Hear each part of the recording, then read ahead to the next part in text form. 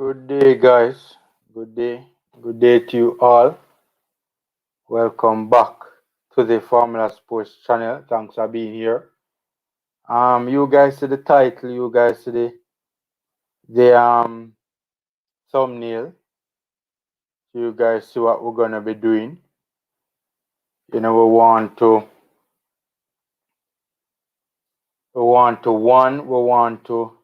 review the reviews of the Costa Rica game. Two, we want to do player ratings, and do a group stage recap and all of that sort of stuff. So, good day to you all. Thanks for being here. You know, thanks for being here.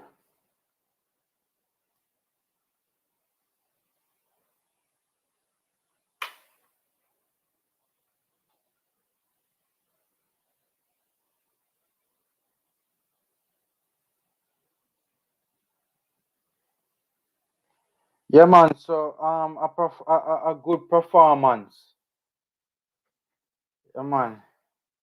DeAndre, thanks for being here, man. So, yesterday was a very disheartening day. Yeah, man. Big up every time, man. Big up, Mr. Nine. Yesterday was a very disheartening day. It was weird because, on the one hand, sorry, 1 second, guys.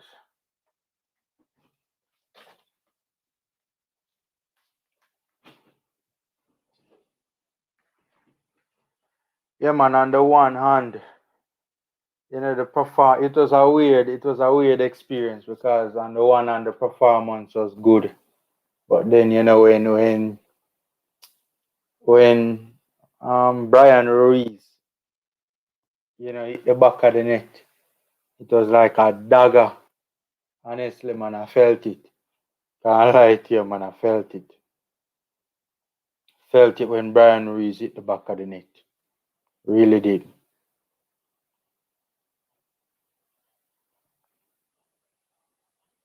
Really, really did.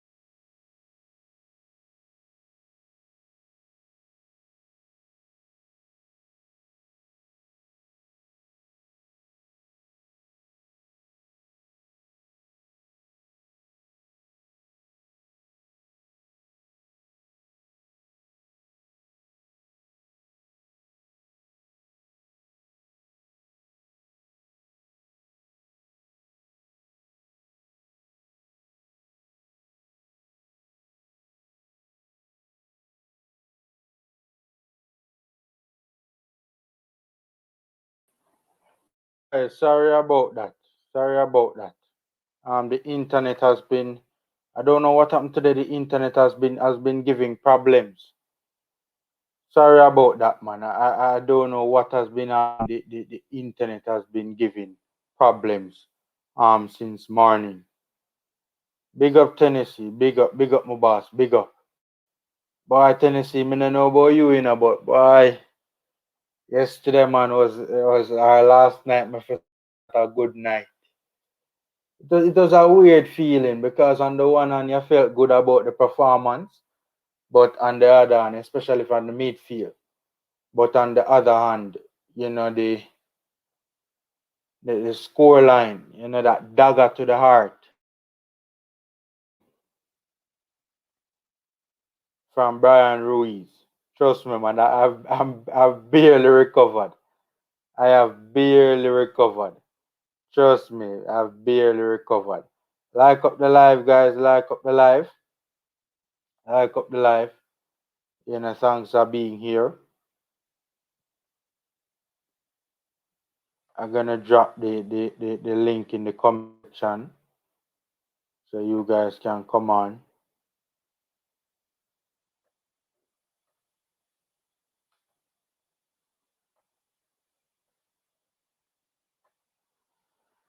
Yeah, man, that was a real dagger. A real dagger from.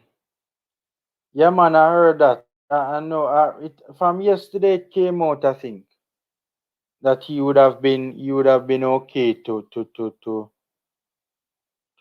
travel. From yesterday it came out, and yeah, and from that's very good news, Travis. Very good news. I mean, the midfield was already thin. The midfield was already thin, and to see that Ricardo Vareed, will be on the plane to Texas. You know,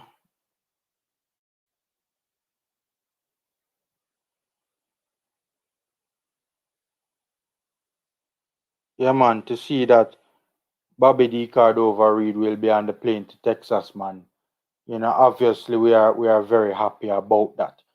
As I always kept saying, the midfield was always thin. With Ravel being out or not being a part of it. I think he should. I agree with Tennessee that he should never have made the final 23 from day one. He should never have made it. Right? He should never have made the final 23 from. Um, them play good but miss too much chances. Maji Boza, I get out of country. Oh God. I tell about my G Burke in Tennessee. I tell about my G Burke. Team played well. We need to take our chances. Fish are not good. I am last chance this. Yeah, yeah. I mean, look, I mean, no offense to the player, but he does need to step up big time. And I was saying it on the live yesterday, that I was worried about that right back position and Fisher, How did I know? How did I know that we would have had some problems we might have had some problems with Fisher? How did I know? DeAndre, I don't know what's happening, your device not connected, The device not connected. Your device is not connected, so I don't know what is taking place. Probably you're trying to jump on with your phone. A lot of the times, the phone kind of give problems, The phone kind of give problems, so I don't know. But it's saying right here your device is not connected, so I can't add you to the stream. Right? Yeah. I still beat guys. I've barely recovered. You see, I'm kinda mellow, so to speak. Barely recover from that dagger, man. Trust me. Barely the dagger go right through the heart, man. Honestly, right through the heart. Right through the heart. Tennessee said Boza need to relax, my G. I was disappointed in his action with the free kick. Yeah, that's a major talking point as well.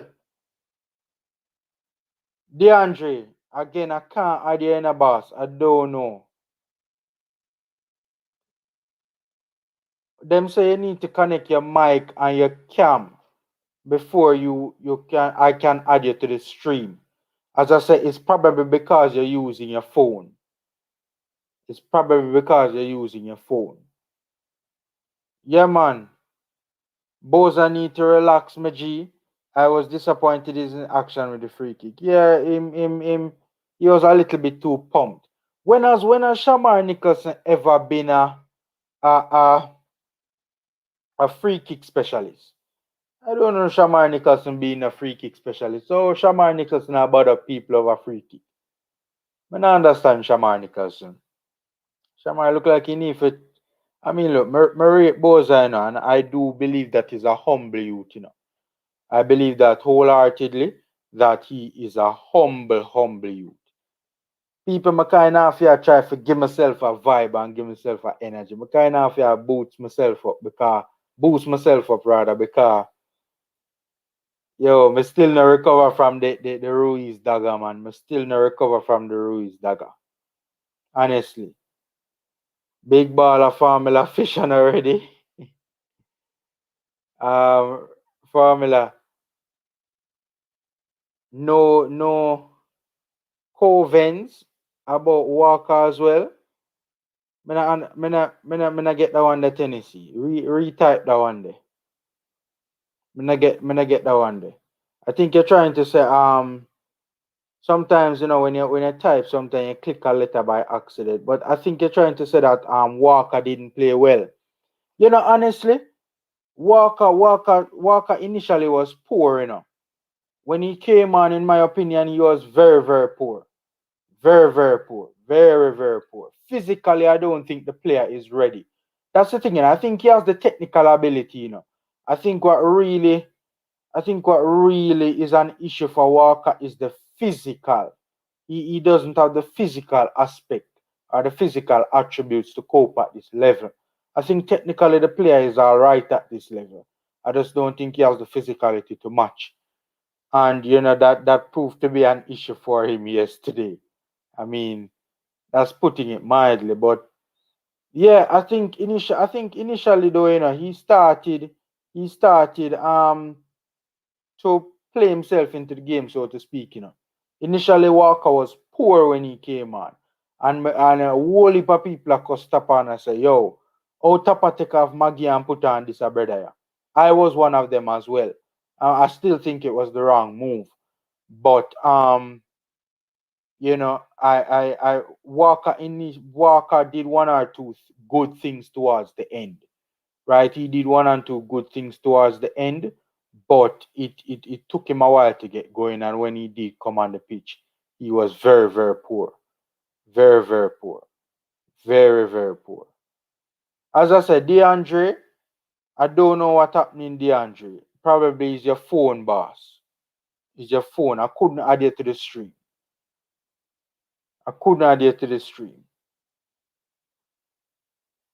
What a player. Yeah, man. Yeah, man. Guys, you realize how Daniel Johnson look better when Speedy is playing beside him? You notice that partnership and that relationship, that partnership between the two looked very, very good. Very, very good. Yeah, man. DJ is a good player, man. String some pass they say, man. Strings. You guys saw the wicked true ball when him get to Turgot, who made the diagonal run. Yo, Turgot make a run behind the box. Behind the defensive line rather. Behind the defensive line, and Daniel Johnson pick him out to that true ball there, see, man. Low have to run him. Low have to run who? You mean Walker? I think I know what you're referring to. Conrad, I think I know what you're referring to. Big up Leighton, and big up everyone in the chat. Guys, I'm a gentle reminder as always to please like up the live. It does help us to get the live out there. And it helps with the experience as well. When more people come on to the live, it gives the live a flavor, right? An additional spice, right? So like up the live so we can get it out there, man. Karoom, what's happening, boss? What's happening? I see you send something in my email. I'll soon check it out. But yeah, man. Up and running, man. Up and running. Karoom, I barely I drag myself in a Karoom. I tell you, so, me not feel 100% from that dagger that pierce my heart in a Karoom. Me not feel 100% from that dagger that pierce my heart, man. I tell you, the Brian Ruiz goal Karoom, it mashed me up. It mashed me up. When I see it hit the back of the net, man. I said, Jano, it mashed me up, man. Can't lie to you, Karoom. It mashed me up. Mashed me up, mashed me up, mashed me up. Seeing? I mean, to see we were doing so well. To see we were doing so well, and then, that dagger just came out. And me, I feel, yo, me, you see me, so, you see me kind of like, me there right now, I fight with myself. Forget myself. In a good mood, so to speak, for the life. Honestly, man, I can't lie to you. I can't lie to you. Can't lie to you. It was a tough pill to swallow, man. A tough pill to swallow. Leighton still said a new right back is needed. Integrate Javian Brown and get a new right back and go with those two. So yes, Fisher now cut it for your boss. Yes, Leighton, Fisher now cut it for your boss.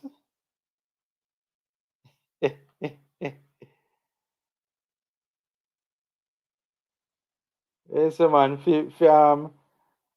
Fisher, so on to Fisher Leighton. So on to Fisher Leighton. Leighton said no. Oh God have mercy. Oh God have mercy. Conrad said Tapper should have Levan Gray so he and Burke could work together. I agree. I agree. I was initially wondering why Tapper took off Gray. I agree. I agree. It's not every single change the manager makes we're gonna agree with it or we're gonna see the rationale behind it.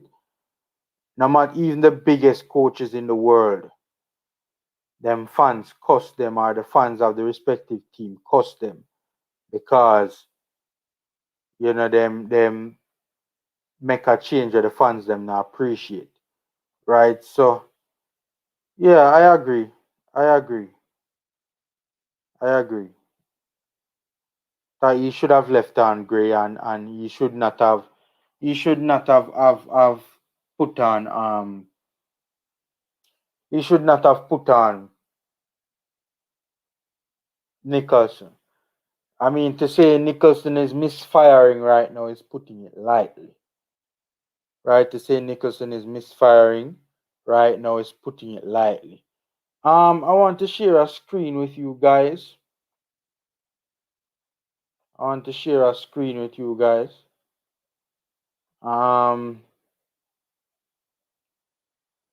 Let me just find it. Where is it? So I'm gonna see. I forgot to type it in.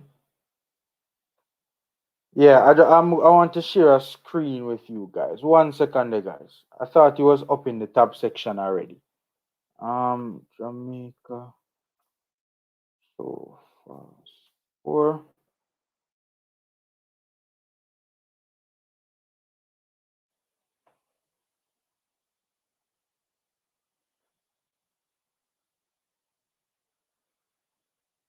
One second, guys. 1 second.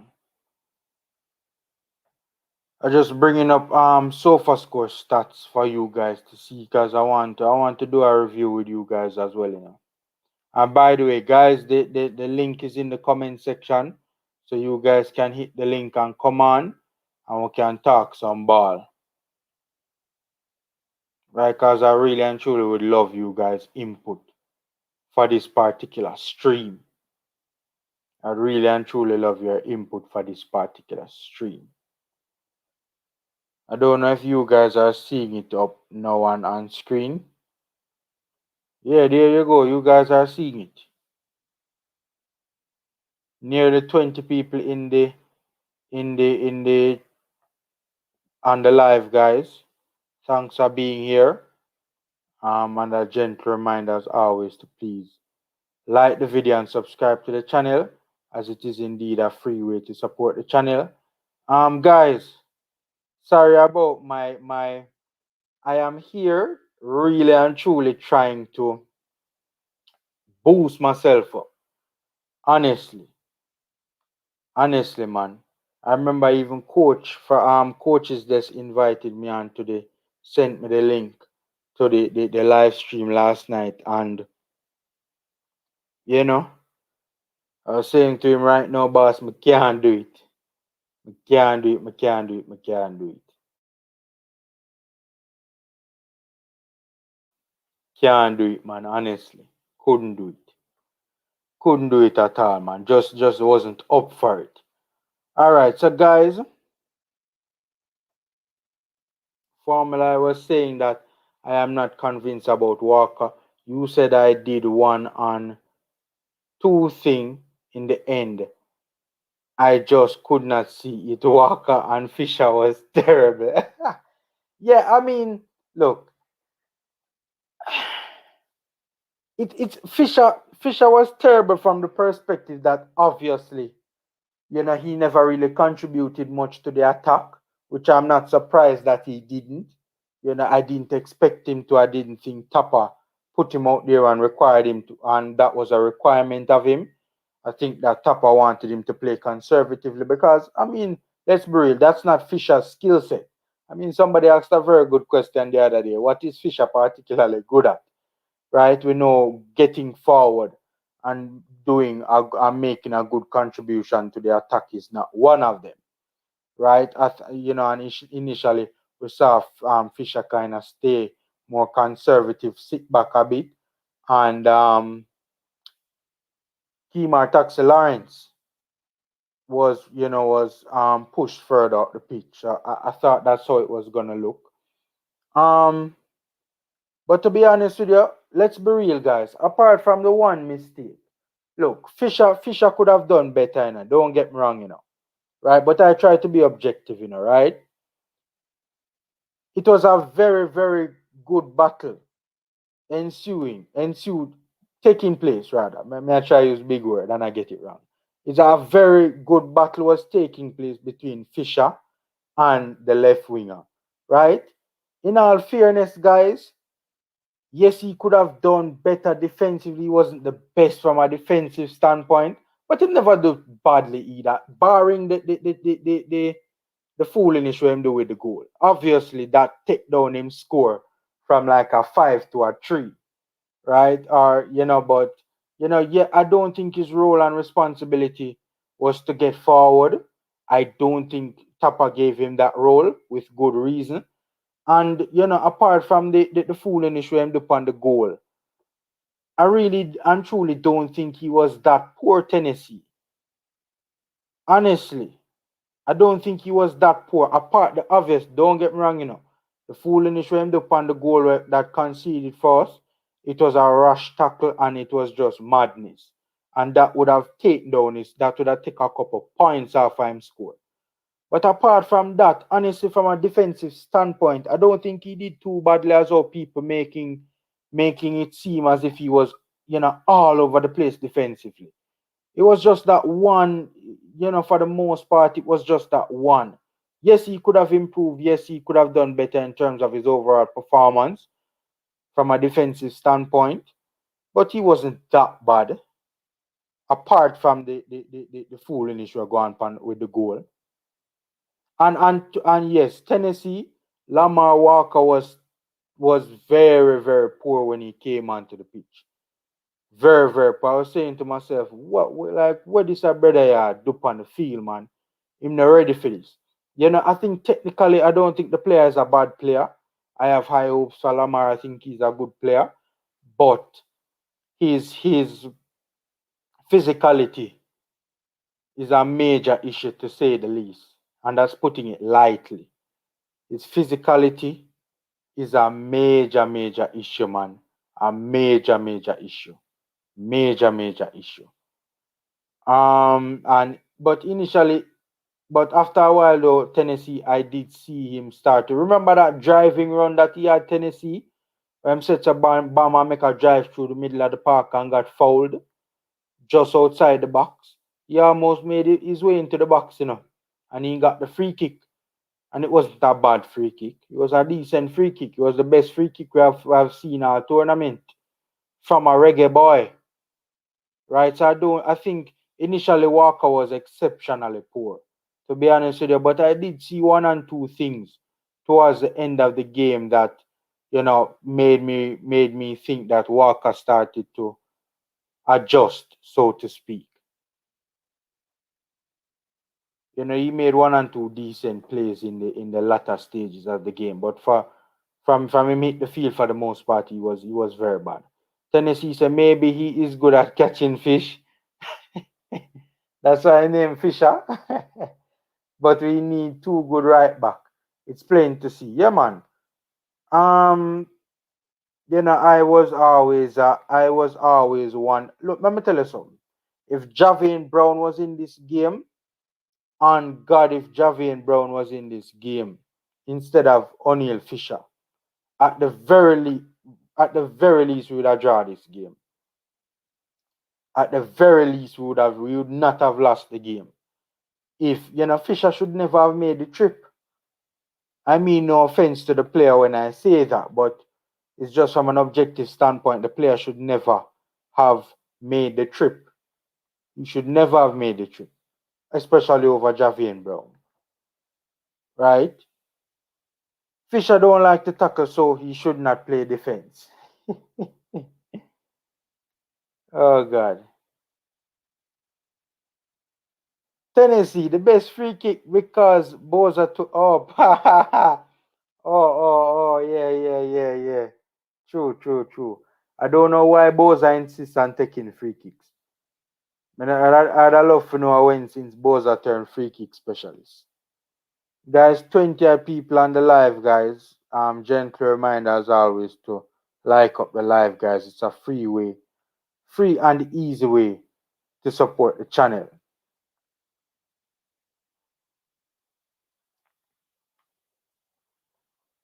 Jamaica Guna say, bless up formula. We need, not even need, right? An extent, multiple E's instead of just 2. A right back. Can't go into World Cup qualifying without a quality addition in that position. Facts. And in an ideal world, as much as I don't think Alvas Powell is a bad player, in an ideal world, it would be good if the 2 right backs that make that trip are not Fisher and Alvas. I don't think Alvas is a bad player, but it would be ideal to have better quality than Alvas in that particular position. Leighton Steele, Fisher and Powell are okay.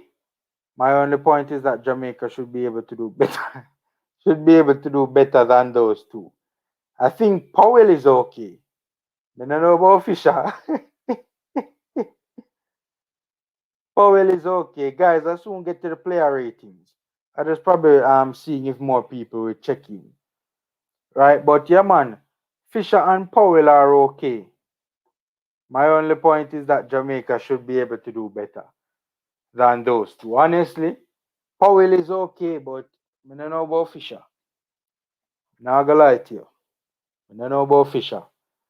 I've never seen Fisher do a performance in a Reggae Boys jersey where I can say I'm convinced that this brother have a decent game.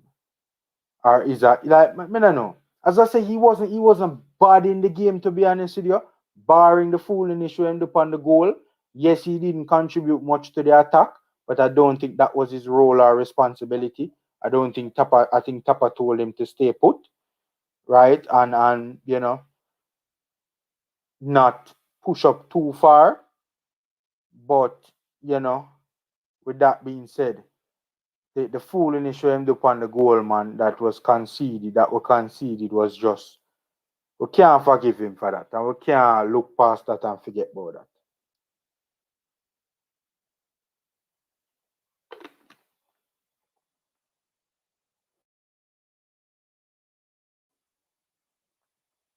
Wiggy D said Powell is a good player, he just not fit. Okay, fair point. Fair point, Wiggy. Fair point. Bro, we need to take our chances and stop push pressure on other players in the back line. Yeah. Yeah. And to be honest with you, I think that we were just a bit unlucky. People said that we were wasteful in this particular game. Yes, that's true to a certain extent. Yes, there were one and two chances where, a Gray could have done better for sure. But I think for the most part, we were just unlucky. Remember too, man, keeper they make some good save, man. Keeper make some decent save, I think we're just I think that was the root of it. It just wasn't to be. Honestly, man. It just wasn't to be. It just wasn't to be. In the second and the first game, you can say Boza missed a lot. Boza missed a lot of sitters. And even in the second game, the people seem to forget that Gray missed a sitter. Yes, he did create the chance for himself, guys, but it's still a sitter the man miss. Man, they right in front of goal and kick the ball from the keeper. Keeper never even have to really save it. He just kick the ball straight from the keeper. Right? So, but I just think on the day it just wasn't to be. To be honest with you, I just think it wasn't to be. Right? It was not to be because honestly, the argument could be made that we need to take our chances. But honestly, I think we're just a bit unlucky in the final third. I know people would disagree with me, but that's just my 2 cents. The best free kick because Boza took the one before. Yep. Yep, so true. Right before Costa Rica goal, we had a good chance. Yeah, man. Now that a chance where Gray licked the post, man, or the bar, whichever one it was. Yeah, man. Gray did lick the bar, Gray did lick the bar, man, or the post, or whichever one it was. Right, and you know, if that had hit the back of the net, then we'd have it would be a different story because one we'd be up 1-0 and two, you know, it the other goal would not have scored on us. We could very well have won the game. Right? So, unfortunate. Very unfortunate. That Gray didn't put that away. Very unfortunate. Moore should have taken Lamar free kick. Oh, you mean Liam Moore? Lamar free kick wasn't a bad free kick. Remember, Lamar Walker stitch a free kick or there, A good free kick or there, Lamar Walker stitch at Miami FC, So probably he was a little bit, he was a little bit, felt that he could manage it. For a young player just step into the squad, it was mightily brave of him at that point in time. And truth be told, is that particular free kick where both of them did kick off? Is that particular free kick where both of them did kick off? Formula I notice last night Flemmer and Boza have an ego problem. I don't think both of them have egos. I mean, look, it happens all the time. That's the sort of stuff that takes place when the respective individuals in charge don't make a decision as to who is the designated free kick specialist. Right? We saw it rear its ugly head in the Guadeloupe game when Boza did a kind of ease off Bailey off of the ball, so to speak. Right? So we saw it taking place there. Right? Exactly, Eddie. Exactly, Eddie. Big up, Eddie. Big up, Eddie. Thanks for being here. Guys, remember Sports DTM, my big channel, man. Jump over there and support. Yeah, man.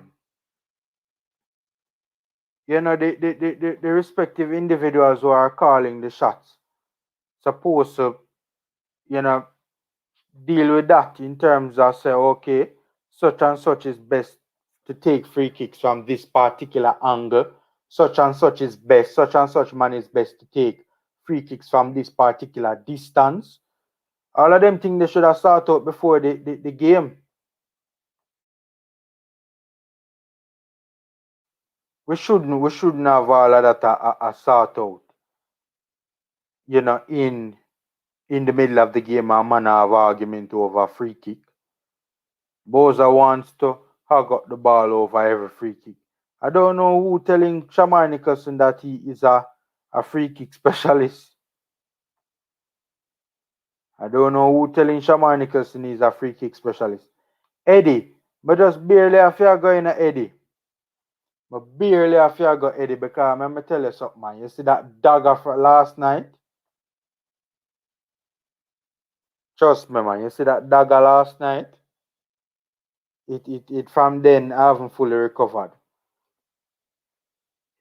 It was a piercing dagger from Brian Ruiz. It knocked me out, man. Honestly, it was a knockout punch. 30 odd people on the live, guys. Like up the live. It's a free and easy way to support the channel. Yeah, man. It was a and by the way, the chat, the link to the chat is in the comment section as well. You guys can jump on. Yeah, man. Eddie, I've been trying to fight to boost myself up, so to speak. It was a piercing dagger from Brian Ruiz, man. Guys, you guys think the keeper could have done better? I don't think Barnes could have done better on that particular play. I hear people saying that Barnes could have done better. I don't think so. I honestly don't think so. Eddie Guna, why 7 players around the ball? But JBS, Eddie Guna have the answer for that, brother. Boss, Eddie Guna don't have the answer to that question. Yeah, good question, but directed at the wrong person. Yeah, 35 and still killing us. Yup. Or when Leon is on the field, everybody else back off. Yeah, man. Facts. Because we know what Bailey can do from set pieces. I wonder if we got a penalty, who would take? Yeah, hey, that's another arms house in a man. If we ever get a penalty, man, trust me, that would have be. If the free kick them a cause so much problem, if all 20 man, and we even have 20 man on the pitch, and if all 20 man are stand up over one free kick. Imagine the penalty them, man.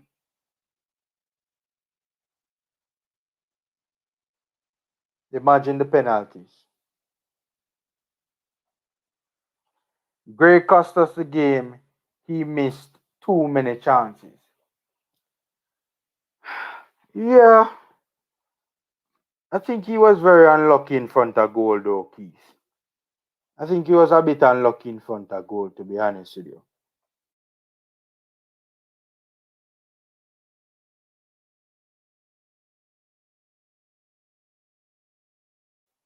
I think he was very unlucky in front of goal.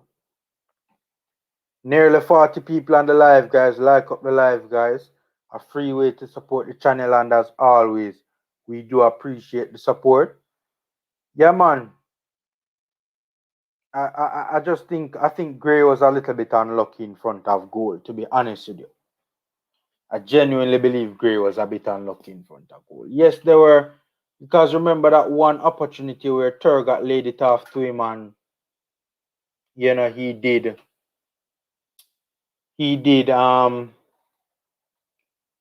do well to create the space for himself and get the shot off. Right, and the keeper, that was a very good save from the keeper. I don't think a lot of people really talk about that particular play. But 1-2 man, I think a 2-man him beat.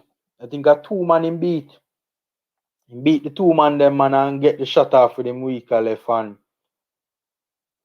Keeper to come up big. The goalkeeper was good. I see no problem with the goalkeeper. Yeah, man. I agree, K Parks. I think we're just, I don't know what you think cost us the game, but I think that it's a bit harsh on Gray. I think he was just unfortunate in front of goal. Honestly, man, I think he was just a bit unlucky in front of goal, to be honest with you. One of the chances that, remember that when DJ string that through pass to Turgot making the diagonal run, and Turgot whipped in a low cross into a ground cross into the box for Gray. Right, he was a little bit off balance. The way how it came to him, he was a little bit off balance. I mean, some people might say he should, do better at balancing himself. Right, but and to be fair, he really and truly should have put that one away. I'm not gonna make an excuse for him on that particular play. But generally speaking, I just think the player was a bit unlucky in front of goal. That's my personal take. Lamar walking already. How him in the team? Yeah, Lamar has physicality issues. He needs to get stronger for sure. He needs to get stronger for sure. Barnes was going, Barnes already was going to his left, so it was easy to save that. You think so? From what I remember in a JBS, he was actually going in the opposite direction. Yeah, he was going to his left, not our left from the angle we were watching the game from. He was going to his left. So he would have actually have been going away from the ball.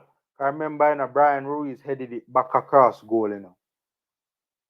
Right? And it nestled into the. It was a difficult save, JBS. If he had pulled that off, it would have been the save of the tournament. If Barnes had pulled that off, it would have been the save of the tournament. Trust me. It would have been an even better than the one Blake made against Guadeloupe. If he had saved it. Still vexed with Fisher. Yeah, man. Yeah, man. Fisher on that particular play, man, should have done better, man. Way, way, way, way better. Right? Way, way, way, way better. Facts. Way, way, way, way better. He should have done way better. Right? I mean, it was a disgrace. The man gave a hard fought game and a well fought game. Eddie said DJ takes penalty kicks for Preston regularly.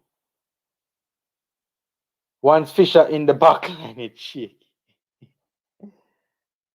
How did I know you guys were gonna come on and slaughter O'Neil Fisher? Why am I not surprised? Why am I not surprised? 40 people on the live, guys. Like up the live, guys. Like up the live. Please and thanks. We do appreciate the support. It helps us to get the live out there further. It's a free way and an easy way to support the channel by liking the live. JBS said once Fisher in our backline, it's shaky. No argument in the thing.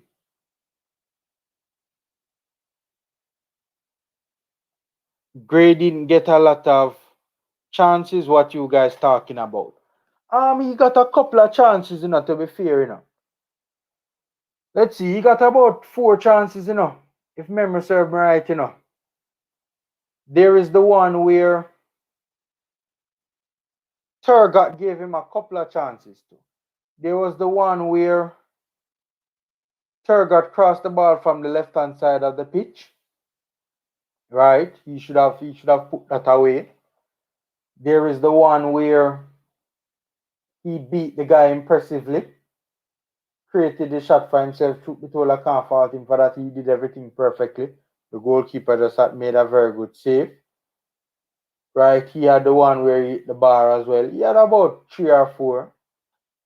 Probably about 4 good chances if memory serves me right. So, He could have done better, but honestly, I'm not gonna crucify him for it because I do think that the player was a bit unfortunate. Bro, we have, bro, we would have said we look like a strong force in the Gold Cup if our chance was taken because the team played well. Yeah, man, absolutely, absolutely. Eddie said me did tell Tapa don't pick Fisher, kiss my teeth. Well, he had the problem from day one, Eddie, is that Fisher should never have made the trip. Fisher should never have made the trip. But he had to play him because he wanted to err on the side of caution with Powell, right? At least Gray didn't sky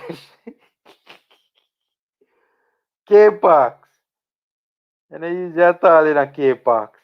K Parks at least Gray didn't sky the shot to Mars like Nicholson. Yeah, Nicholson's misses were not only his chances were easier, and they were just worse misses, man. Worse misses. Only certain people comment. You can see what about the Costa Rica keeper and the red card. Only certain people comment. You can see what about the Costa Rica keeper and the red card. Yeah, the Costa Rican keeper, man, him take one for the team, right? But Costa Rica wanted to top the group. That much I can tell you. It was their plans to top the group. They certainly didn't want to I guess because the US club of them 4-0 the last time they met them, they certainly didn't want to play US in the quarterfinal. Because when we see my boss I do everything, to try and avoid Korberg scoring on that particular play. Right? Sad. Korberg was going around him, see man, and just slot it into an empty arm net. So unfortunate that we didn't pull off that one. Because yes, we got the red card. Yes, Costa Rica got the red card rather and they, fell behind a man. But at the same time, in my humble opinion, things never really changed, We were still the dominant team, We were the dominant team before the red card and we were the dominant team after.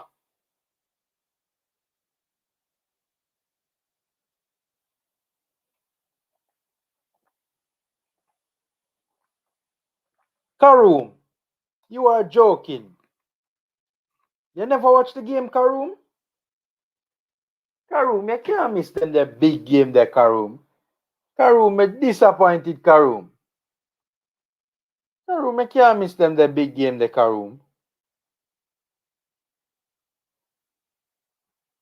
Karoom, how you miss that? Boy, Karoom, trust me, you missed a peach of a football game. Really and truly, Karoom, you missed the one time Reggae Boys ball in this tournament, Karoom, at that time they choose to miss it. At that time you choose to miss the Reggae Boys performance. I soon get into the player ratings, guys. 50 people on the live, guys. Like up the live, it's a free way to support the channel. It's a free way to support the channel and an easy way to support the channel. Karoom, I can't believe you missed it. You trust me, man. Karoom, try find a rebroadcast of the game there. Something them, my boss. Try find a rebroadcast to that game there. Something. You need to see it, my boss. It was beautiful to behold. By the way, guys. By the way, Kevin Speedy Williams is balling. This get me excited now. You see when I come to life? Devon Speedy Williams is balling. Ravel who? Ravel who, guys? Ravel who? Ravel who? Speedy is balling. There were only half chances. Some of them in a K Park was a bit more than half chance, to be fair. Some of them were borderline half chances, but some of them were a bit more than half chances, to be fair. Yup. Fisher and Mariappa. And Fisher alone forget the beating too, Eddie. Mariappa should at least jump for kind of, unsteady. Brian Ruiz to try and put some pressure on him. Brian Ruiz had a free header. It was a disgrace. It was a disgrace. A free header. Nobody challenged him. Nobody challenged him. How we look when we come into midfield? Karoum, you still on the live? Karoum, the midfield looked really, really, really good. Really impressive. Very fluid. Karoum, me tell you, boss, hit me in the comment section. Because Karoum, you choose the wrong game to miss, Karoum. Better you did miss the Suriname or Guadeloupe game. K Parks, we can't blame Mariappa, he's a grandma now. A grandpa now, laugh out loud. K Parks. Brian Ruiz not older than Adrian Mariappa. So Brian Ruiz could have jumped and Mariappa Maps couldn't jump. Maps did have one and two other shaky moment in the game too, guys. I don't know if you guys noticed that, Karoum, you choose the wrong game to miss. What JD said, what my boss JD said, Karoum? What my boss JD said, Karoum? Mr. Blake, big up boss, thanks for being here. It's the first time I see you on a live. Yeah, man, I had reached out to you earlier. Through our boss, our mutual friend, because I really had wanted to. I'd heard you, with some talking points on Ryan LFC, and I really wanted to flesh it out with you. But I understand, man. That's cool. That's cool. Yeah, man, Karoum, you picked the wrong game for miss, man. I think we looked very good in the middle of the park. I think my boss, the Speedy Williams, Speedy looked good.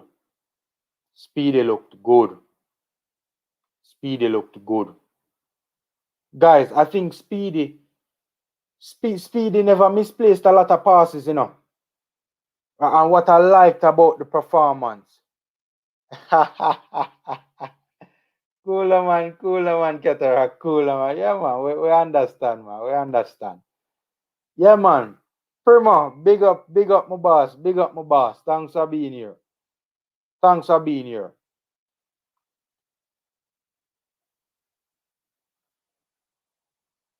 Next time, get a free kick, they can pretend to argue again and take a quick sneaky shot. Good idea, Ezra. Good idea. JBS, once Fisher in the back line, it's shaky. Yep. Me kinda you missed the game. We looked very good in the middle of the park. Walker did fine. Initially, when Walker come on, I be a fool in him they are doing. He had one and two little moments in the towards the end, especially that driving run. When he made that driving run, almost got himself into the penalty box and was fouled outside. Got up and took his own free kick. But for the most part, he the boss needs some physical work, man. He need to hit the gym when him there at Miami FC, man. Honestly.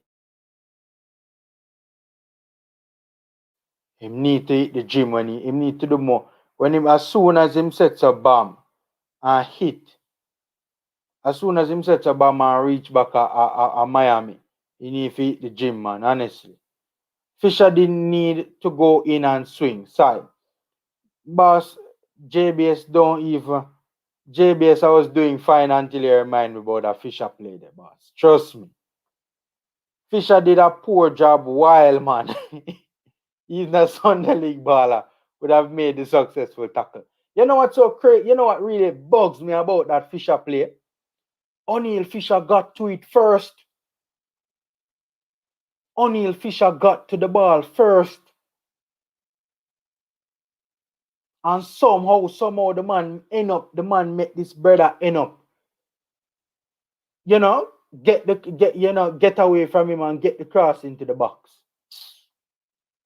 The man get to the ball first. Crazy, man.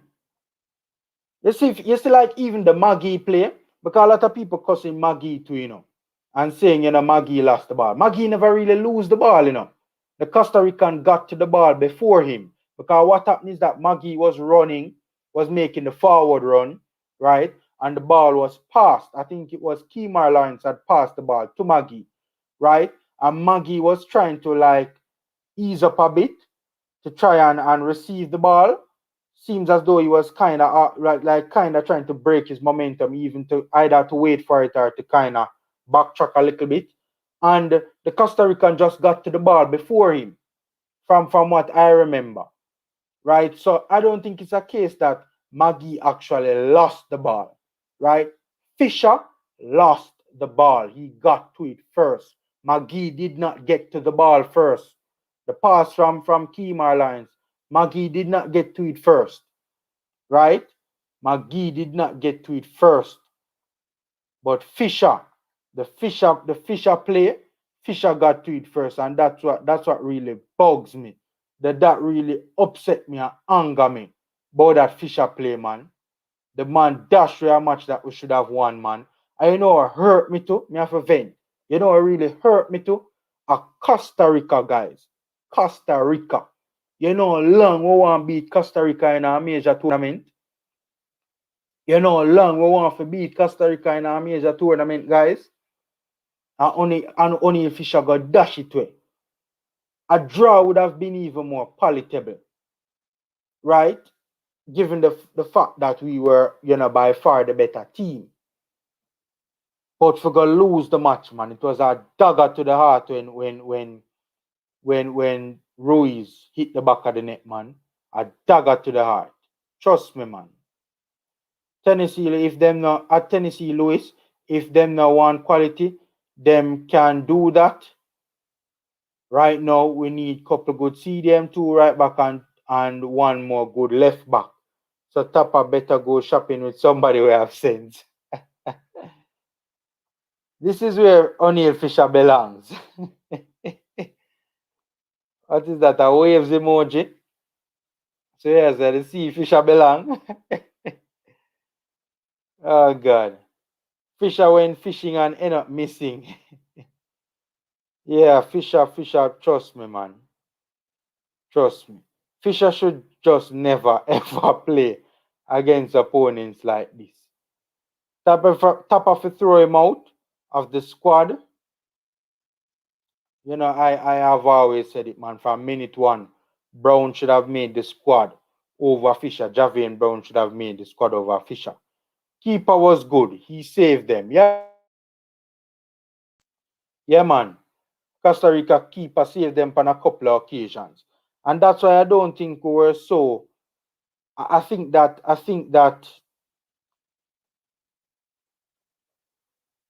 we were a bit unlucky in the final third, right? Team played well. It's not the A team. And for the most part, we dominated the game. Maggie and Burke look first team ready. My opinion. Agreed, Delmar. Agreed. Maggie and Burke does look first team ready indeed. I agree. Karoom Hugh, formula, you need to tell Maggie that when he lose possession of the ball, he need to try and get back the ball. But he did, Karoom. He did.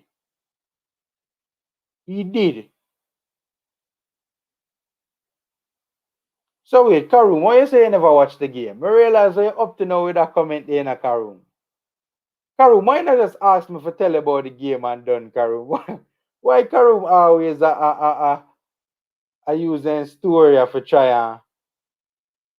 Just ask me about the game, Karoom. I don't understand it. It look like you watch the game. But to be fair to him, people say Maggie never do defensive work in the game, That's not true in a Karoom. It's not true. The chance that we hit the post, As a matter of fact, I soon bring it up on the stats now. But the stats on my eyeballs indicate that Maggie did do a lot of work off the ball. He did. Remember, guys, that play that Gray hit the post or the bar, whichever one him did hit. Right? Remember, and Maggie track back, and win possession of the ball in a Karoom and send it out wide to Kemar Lawrence, who played it more centrally to Turgot, who, played Gray in behind.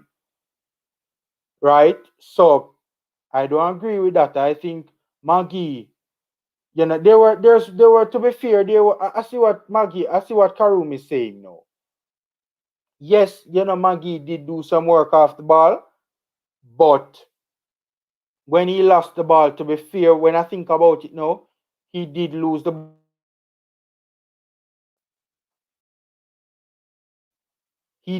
the ball on a couple of occasions, and he never really put in the work to get it back. To be fair, I think he got a little bit tired as well. But he did do a lot of off the ball work though. Right? But he did lose the ball on 2-3 occasions and he never really fight to get it back.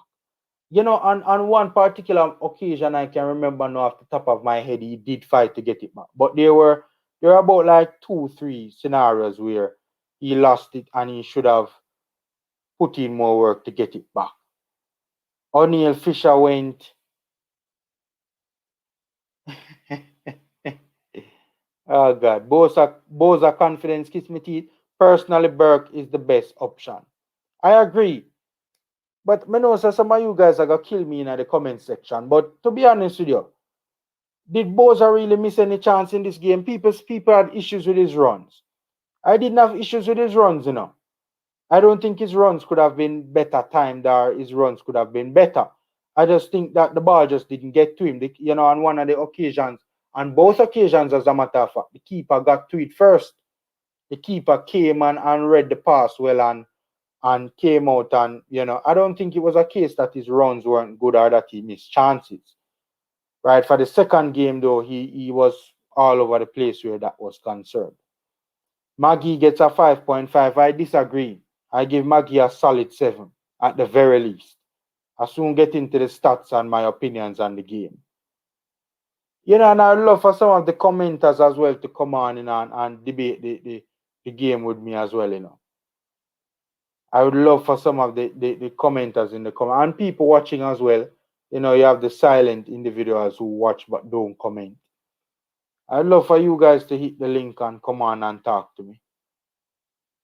The big game USA versus Jamaica coming. Yeah, I feel a lot better about it now, giving our impressive showing against Costa Rica. Guys, 50 people on the live, guys, 50 people on the live. Gentle reminder, as always, to please like up the live. See Karoom saying it here, hit the like button. Right, and help us to get the video out there. Right, it's a free and easy way to support the channel by hitting the like button. Tennessee said, J. Ross, I know keeping parading these guys around like it's a circus, we won't get us anywhere. Okay, J. Ross must say, oh, Boza, I think Tennessee talking. Canada stronger than the USA. I don't see Costa Rica winning that match. From what I understand, Canada has lost about 2 key players, I need to double check that. But from what I understand, 2 key players are out for them. Boza always plays well on score versus USA. Will he get the start on Sunday despite his performance? Hey, Jerome. This is a good question, Jerome. He always does score and do well against the US, That's a good question. Me personally, hell to the no. That's me personally.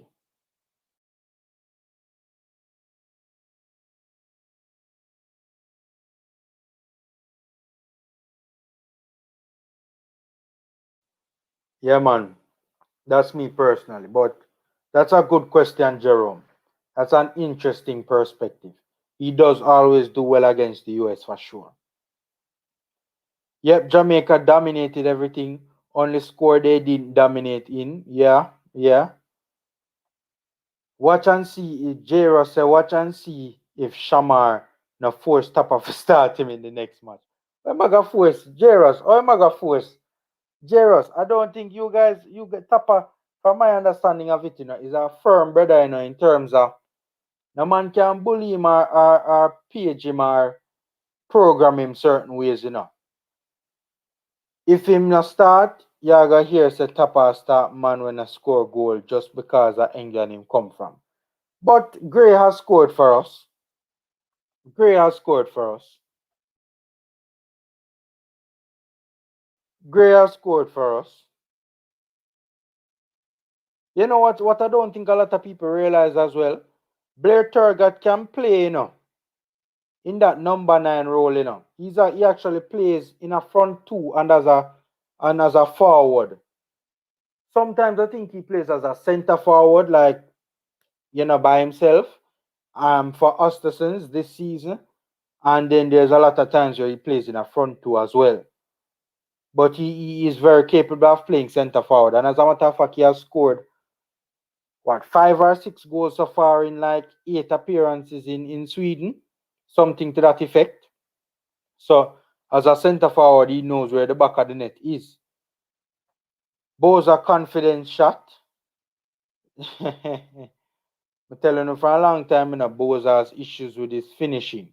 That's one of the reasons why I picked Burke to start over him in this tournament.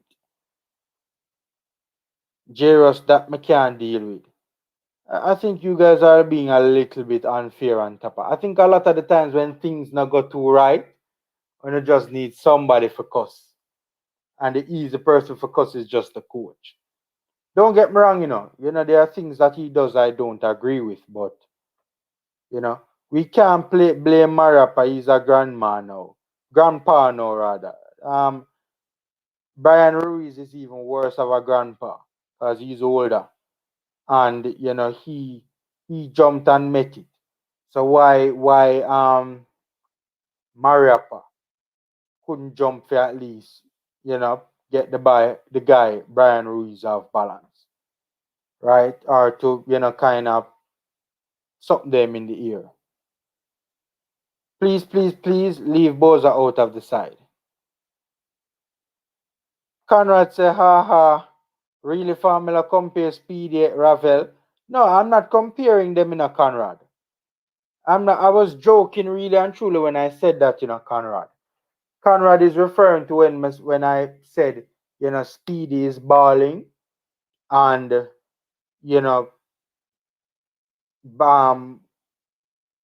what did I say again? I said Ravel who or something like that. Basically alluding to the fact that we miss Ravel, right? No man, we miss Ravel. I'm not comparing them. Obviously, Ravel is the better player. There's no doubt about it. Speedy take hector game. Speedy take hector game. Boy, I think Speedy did well enough defensively. And from the standpoint of he played a major role in helping us to control the middle of the park for long periods. And because of that, it would have helped us from a defensive standpoint as well, in terms of we wouldn't have been coming under as much pressure, as it would be happening if we didn't control the middle of the park so well. Turgott was disgusting in front of goal. I disagree with that. I think Turgott had a very good game. I hear you guys going in on Turgott. Guys, Turgott set up, I don't think a lot of people realize this in this football game, Turgott set up about 5 clear goal scoring opportunity in this game, All three of Andre Gray's goals. Turgott set it up for him, Turgott will put one right pan across right pan something the head. Right pan Damian Lowe head. and keep Kemar Lawrence a low cross right on the edge of the box to that drifted just wide. Tennessee, what's happening, boss? Well, go on, formula. Boy, me there, man. The people them are going for Turgot. Them Yeah, this but go. but me imagine about Bowser play well against US and if he should have start. Bowser can't start right now against anybody. Bowser, me rate him, but Bowser not playing the ball right, Yeah, agreed. Yeah, Bowser not playing the ball right, And he worry about fighting over a free kick. And because, see, the first game, Leon Bailey was take a free kick and Bowser run him right too and take it. Yeah. I Bowser don't need, know. hmm? I don't I go. know who convinced. I don't know who convinced Boza same is a free kick specialist. Bowser need to relax but right now, even last night when they bring on Bowser and Burke, me didn't even know why they take off Gray off I feel last night because I would have still leave Gray Agreed. and bring on I'm bringing I'm bringing on Burke because if you run them with Bowser make, yeah say you never see him make a bad run, but he run them when he make sure say Bowser not in formula. You think so? Why? Yeah, Why? Why you say that? because some striker will run to the near post. Okay. You I understand? It think shows say when a man in a formula, it's sure. agreed. It's sure. You understand? And maybe Bowser shark it down because for World Cup qualifying, say some man are coming. So I'm gonna shark because I think maybe you know that's just my opinion. I think they carry some of these players to do well in the Gold Cup so they can carry them for World Cup qualifying. Because some of them man there where not get them passport for the Gold Cup, them have to bring in them man there. Yeah. Cause right now we need striker. Cause man them not score no goal. Yeah. You understand? And in terms of the two teams, Canada or US, I feel we should have can beat any one of these teams. We shouldn't afraid of none of True. these teams because if US bring a B team and we can't beat US B team, they would have no right to be in a competition. But Tennessee are our B team too in a Tennessee. Well, we wouldn't call it that, because well, enough of them man they will come in never play Jamaica yet, so you can't say we B team. I You see what understand? you mean. Yeah, fair point. Yeah, I see yeah. where you're So coming from. if we go with that team, yeah, come remember, we got a better team than we have for the past two Gold Cup, So if we can beat that team, if we can beat US or Canada, it's a show we have so we know really ready for the formula. Fair We point. supposed to can beat any one of these two teams formula. I think we can. I think we can. Some PUBG said no. Me appreciate Alvas. I know me not rate Oh him neither. God. I think we need two good right back formula. Yeah, I think we but have you have forced some of and I think we have forced some of them man, yeah, because we want to get them in a World Cup qualifying. Because I think formula based on where I go on, Zin, I feel like say if they really want the man them to play in the Gold Cup, would have get the man them to play in the Gold Cup. Because even Lamar Walker not ready formula. I hear you saying do one or two good things, but me not saying do nothing apart from take a free kick. then who win the free kick, boss? When a man when a ball, all right, formula. You say he almost get nine box. But this Mm. problem is, Lamar Walker would never beat them and not get nine box. He did get close to it though, but I agree. He was running into traffic. Yeah, man. In that two game, I'm saying put Lamar Walker just clear running nine man them. Mm. Yeah, man. I feel like the man them need to bring in some. If we have a player them, bring them in. And stop parade on them and like them and some guy in a big bar. Maybe we rate them up at Jamaica and say them and are good, but when you see them on the international stage, it show them up. Yeah. You show No, them up. I agree with you. For the most part, Lamar Walker was bad. For the Yeah, most part, Lamar Walker was bad. because in my estimation, Lamar Walker and Fisher should them. Agreed. Yeah, man. The man in the ready. Me not say man him not talent, you know. When me know about Fisher, me know about Lamar Walker. But him man not ready family. Yeah. Look for the US young player them, where even younger than Lamar Walker them, maybe same age. And the man play much better than the man there. We come here with us Yeah. a carry some. Alright, right now you see, based on it player them where we say we can bring in and things. I guess we just carry them and if we give them a game to try to push them in a World Cup qualifying family. But I don't see no other reason why you would bring some of them and they pick up players in a World Cup. Yeah. Yeah. What you thought about Tyreek Maggie? But them play good in the first half, but I think if he goal, where you say make it tackle, and you kind of jump out of the tackle, when you see brother come. But I think him in too lethargic at first when he not go towards the ball. You understand? Okay. Because if you notice how Costa Rican them play, they're more aggressive when they do them thing. You understand? Yeah. Lamar come in and run to him, Maggie in and run to lethargic, so man running on him and he jump away. He jump outside. And he never catch back him and make a tackle. I know, but I blame him and Fisher for the goal. Two of them. I don't know. I think he was running in the other direction, and the ball wasn't coming to him quickly enough, and No, man. he kind of had to break his momentum, so to speak, kind of trying to wait for it, or even to try and track back, you know, But to, formula, when to you play try a and get match, it. Hmm. when you play a match, you can't play so lethargic. Like, alright, if you are going to do something, you do it. If you are go for your ball, you just go for your ball. But you run like, kind of like, and the man see it, and rush it, and the man jump away.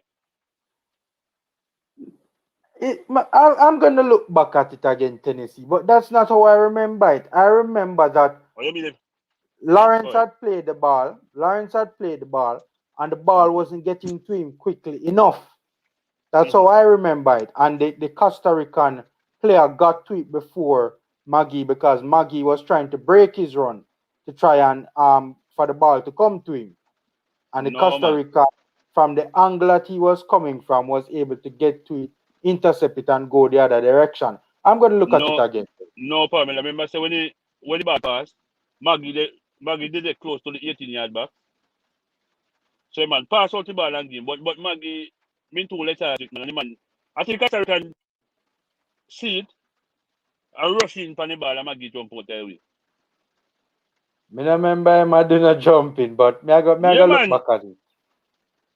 He jump out the tackle, man, because man go fight hard. All right, me I go look back on it. Me I go look back on it. You know? But me I Me I tell go look you, back some on of it. them money are not ready for me. I mean, I don't know. So you weren't And, impressed with the Costa Rican performance? huh? You weren't impressed with the Costa Rican performance? Yeah, man, them play good. Them play good. Me not tell you. I bet me miss them play like in terms of passing the ball and them thing. I best miss them playing. And I feel like Grady scored the goal. It's a lot different. Yeah, fair point. Yeah. I think if Grady scored. Because I remember just after Grady missed, Costa Rica scored. Right after. Right after. You understand? Yeah, not very long after. Because if And that had hit the go back ahead. of the net, one we'd have gone 1-0 up, and Yeah. 2, that goal would not have been conceded. Yeah, and at that point we wasn't playing bad. Yeah. Yeah. But I think we need to play them formula because him Turgat too. I think we need Jamal Luna because Turgat really show what he showed in their first You match think so? against I Well, disagree. I think Tennessee. I think Turgot needs to step up in game more, yeah, man. No, me not agree with that one there, Tennessee. Tennessee, a You know, 5 feel so? goal. No, a 5. I don't think a lot of people realize how good Turgot was in this game, you know. A 5 goal. In give about 3 better, you know. But 5 goal in give about 3 better. You see, all of Grace chances. Mm-hmm. A Turgot, you know, set him up, you know. Well, that's true. Well, that's true. A Turgot set him up. Remember the time when Maggie did bust the little twinkle toes and impressively beat the 2 Costa Rican midfielders, right? And drive the Yeah, ball a good couple of yards into well, the that's true. into the Costa Rican half, and then pass it out to Turgot on the wing. If Mm-hmm. memory serves me right, it was a Mm-hmm. one time cross, low cross into the box. Turgot put on the edge of the box for Lawrence to run onto. You know, remember that early in the game, and Well, that's true. Lawrence shot go barely go wide of the post. Me not, Well, that's true. why? Me not understand why people think that Turgot was poor in this game. But I Right, think Imas? I think Jamal Lowe is a better player, though. To me. I mean, I no, agree. I that's agree. just my opinion. I agree. I agree. Yeah. I agree. I I, agree. and Flemo, people bad for Flemo, but Flemo never had a good game last night, neither. I don't think he had a bad game either, No, he Tennessee. never had a bad game, but in the last day, when he gets a chance to score a ball, he With selfish the for the one header? day. With the header? No, man, when he go down the line, I think somebody pass it. And he take his shot instead of square the ball Oh, inside. yes, yes, yes. That's true. Yeah, That's yeah, true. yeah. He saw the headlines again. No, but I think That's for me, I look like someone worried about them game, and they want to make sure to then score. That means they stay in the team. yeah. Because that was a selfish play. Agreed. Agreed. Yeah, man, that was a selfish play. The angle. I think dancehall entertainment TV say I think y'all being hard on Fisher. I think he was just unlucky. No dancer. Man, Dancehall, I am one of the most fair and objective and reasonable people. Fisher mm-hmm. on that play was poor. Boy, Trust me. Fisher, me don't know what to do about Fisher. Well, Fisher not really good. Well, me not gonna say not good, but you know, he not ready. You know ready. You He me not ready. agree. He not ready. Everybody agree. I Your just family, your family, I'm not gonna mm. be carrying now because I work my days in. Yeah man, cool, cool. By the way, me now hype up Speedy Ball, Tennessee. Speedy Ball. All right. Big up yourself. Yeah, man. Bless up Tennessee. Thanks, man. Thanks, man. Yeah, man. I don't understand why people say that Turgot had a bad game. I think Turgot had a good game. Mr. Prima Vision in the house, guys. How Formula deal with the ballers, so? I must fish and hear me a beat. I must fish Tennessee Prima rather hear me a beat. Prima Fisher forget that beat them, man. Honestly. That one play that done business when the rest of the game. That one play. Lamar Walker wasted too much energy dancing. On Instagram live when he comes onto the field, man, look tired already. But they not gonna argue with that one there, JBS, honestly. They not gonna argue with that one there. How you know, so? Tapa will start Shamar. I don't think he will start him. I really don't think he will start him. I'd be very surprised if he does. JD praised the team, but in the middle we need more control. What? Me never hear JD talk that myself. So me now go, JD I'm a boss still. Big up JD. But me never hear JD say that. Me have to hear JD say that with my own 2 ears. I thought we did very well in the middle of the park. I thought we did very well in the middle of the park. That relationship between Speedy, Johnson, and Maggie, especially between Speedy and Maggie, I thought the players, I think their composure on the ball, their link up play in the middle of the park, the sharpness of movement and the sharpness of passes allowed us to play out of that Costa Rica high press, right? When Costa Rica bust the high intensity, you know, hard press, right? High intensity press on us. right? Especially in the first half. Speedy them and Johnson and McGee's link up play and composure on the ball and sharpness in passing. Speedy was constantly recycling the football. I think that played a major role in bypassing the Costa Rican press. That's just my personal opinion. Right? If they aren't in the squad, we can kiss World Cup qualifying goodbye. Tennessee say you can't blame Maps for that goal. It was on Fisher and McGee. I actually think it was more on Fisher and Maps. I think we're being unkind to McGee from how I remember the play. Shout up Max Errands. Let me shout him up. Oh, shout him up in terms of link up Max Errands. Yeah. I don't think Max Errands has any interest in representing Jamaica though. We look better in the middle, but we could do a lot better with CDM. Guys, I think Speedy and Johnson did reasonably well, in terms of closing down space, And even McGee did his fair share of work off the ball as well. I think we're forgetting that this Costa Rican team is a very good ball playing team, I think they did as well as they possibly could against Costa Rica. Right? I mean, yes, there was some combination play from the Costa Ricans that, made us a little bit uncomfortable and pulled the players out of position and, displaced players, so to speak, and opened up space, created space. But I think that, the players, I'm not going to wrong them at all.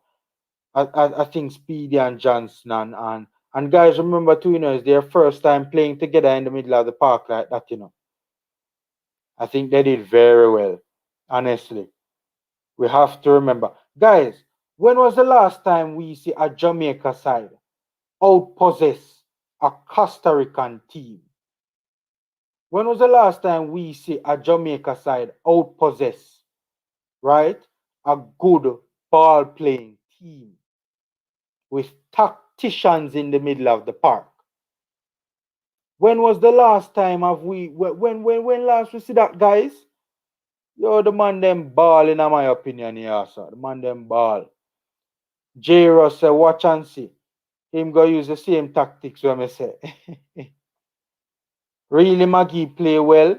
It was a good tackle. The man play good. Omar, the man play good. People are talking about the final ball through to Gray. Sometimes are the runs where the striker make to, And also, I think Gray's lack of pace, because Gray was making runs trying to run through the channel. A lot of Gray's runs, he was trying to run through the channel, right, to try and get on the end of a through pass, right? And the thing about it is that Gray don't really have the pace for that. He doesn't really have the pace for that, in my opinion, right? So even if Tyreek did try string the pass, right, more than likely the defender would have gotten to it before Gray. And then a lot of those times to the Costa Rican defense was tracking back, right? So on a lot of those plays, there wasn't really a lot of space in behind the Costa Rican defense, right? So all of them things that we have to take into consideration. What Gray should have probably done, is hold his run, so to speak, and pick up the ball right in front, pick up space and pick up the ball right in front of the back line, right? And link up well with those around him and work those combinations. Right. So I'm not gonna kill McGee and to be fair, McGee did bring the wingers into the game. I come in Killer Miller, soon add you. But McGee brought the wingers into the game a lot. McGee brought the wingers into the game a lot. Right? A regular the man find Turgot. Right? To a lesser extent Flemmer. But he found Turgot on a number of occasions. Right? I'll switch it out wide for the fullbacks as well, especially Kemar, Taximan, Lawrence. Right? So Maggie had a very good game in my opinion. Killer Miller, what's happening, man? Go on, my boss. Why I'm good, man. You? Yeah, man, I'm good, man. You know, I come on the program before, and I tell you about Maggie. Maggie a baller, man. Maggie play really, really, really well. Yeah, man, I agree. Maggie have a role to play on the team. If not start the next game, well, more they start him come here, so Bobby Reed can play the next game. If him take him COVID test and him negative today, because Mm. him do a negative one already, so if him get a next negative one, I him think him supposed get to a be next available. negative, All right, so that means I'm available for the USA game, then. Yeah, from So what I understand, he's available. yeah, so that means we can play the US game, but um, Maggie brings something different. Where me not see no Jamaican player. Him calmness on the ball. Him never look rush, and Yeah, him always have a pass available. When yeah, baller get ball and you never rush and you always have a pass available. That means yeah, some baller get the ball and them don't know what to do. Like you say, Walker them come out when them get the ball. Because even when you look back on the game now, Walker get a good ball from the top of the 18-yard box, and just to true, slide through the pass and true. pass with it. Maggie always have a pass available where him can see somebody and pass the ball. So Yeah. Maggie them a baller. Him can He he he linked up well with those around him. Tyrese Maggie. yes, very well. So but when I Yeah, say him have a role for playing in a Jamaica team and it's a great baller if we use him the right way. And that's a problem with Tapa sometimes.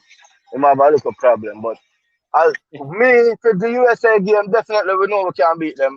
But really and truly, with a start, Burke, with with Andre Gray and Leon Bailey. Them three them would have put up first, really. yeah, When I take out Toga.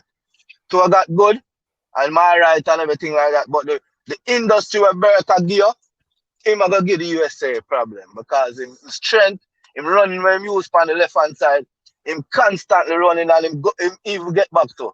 So yeah, I think man. him gonna give you more than what Toga got to give you. Offensively and the work rate to him a do.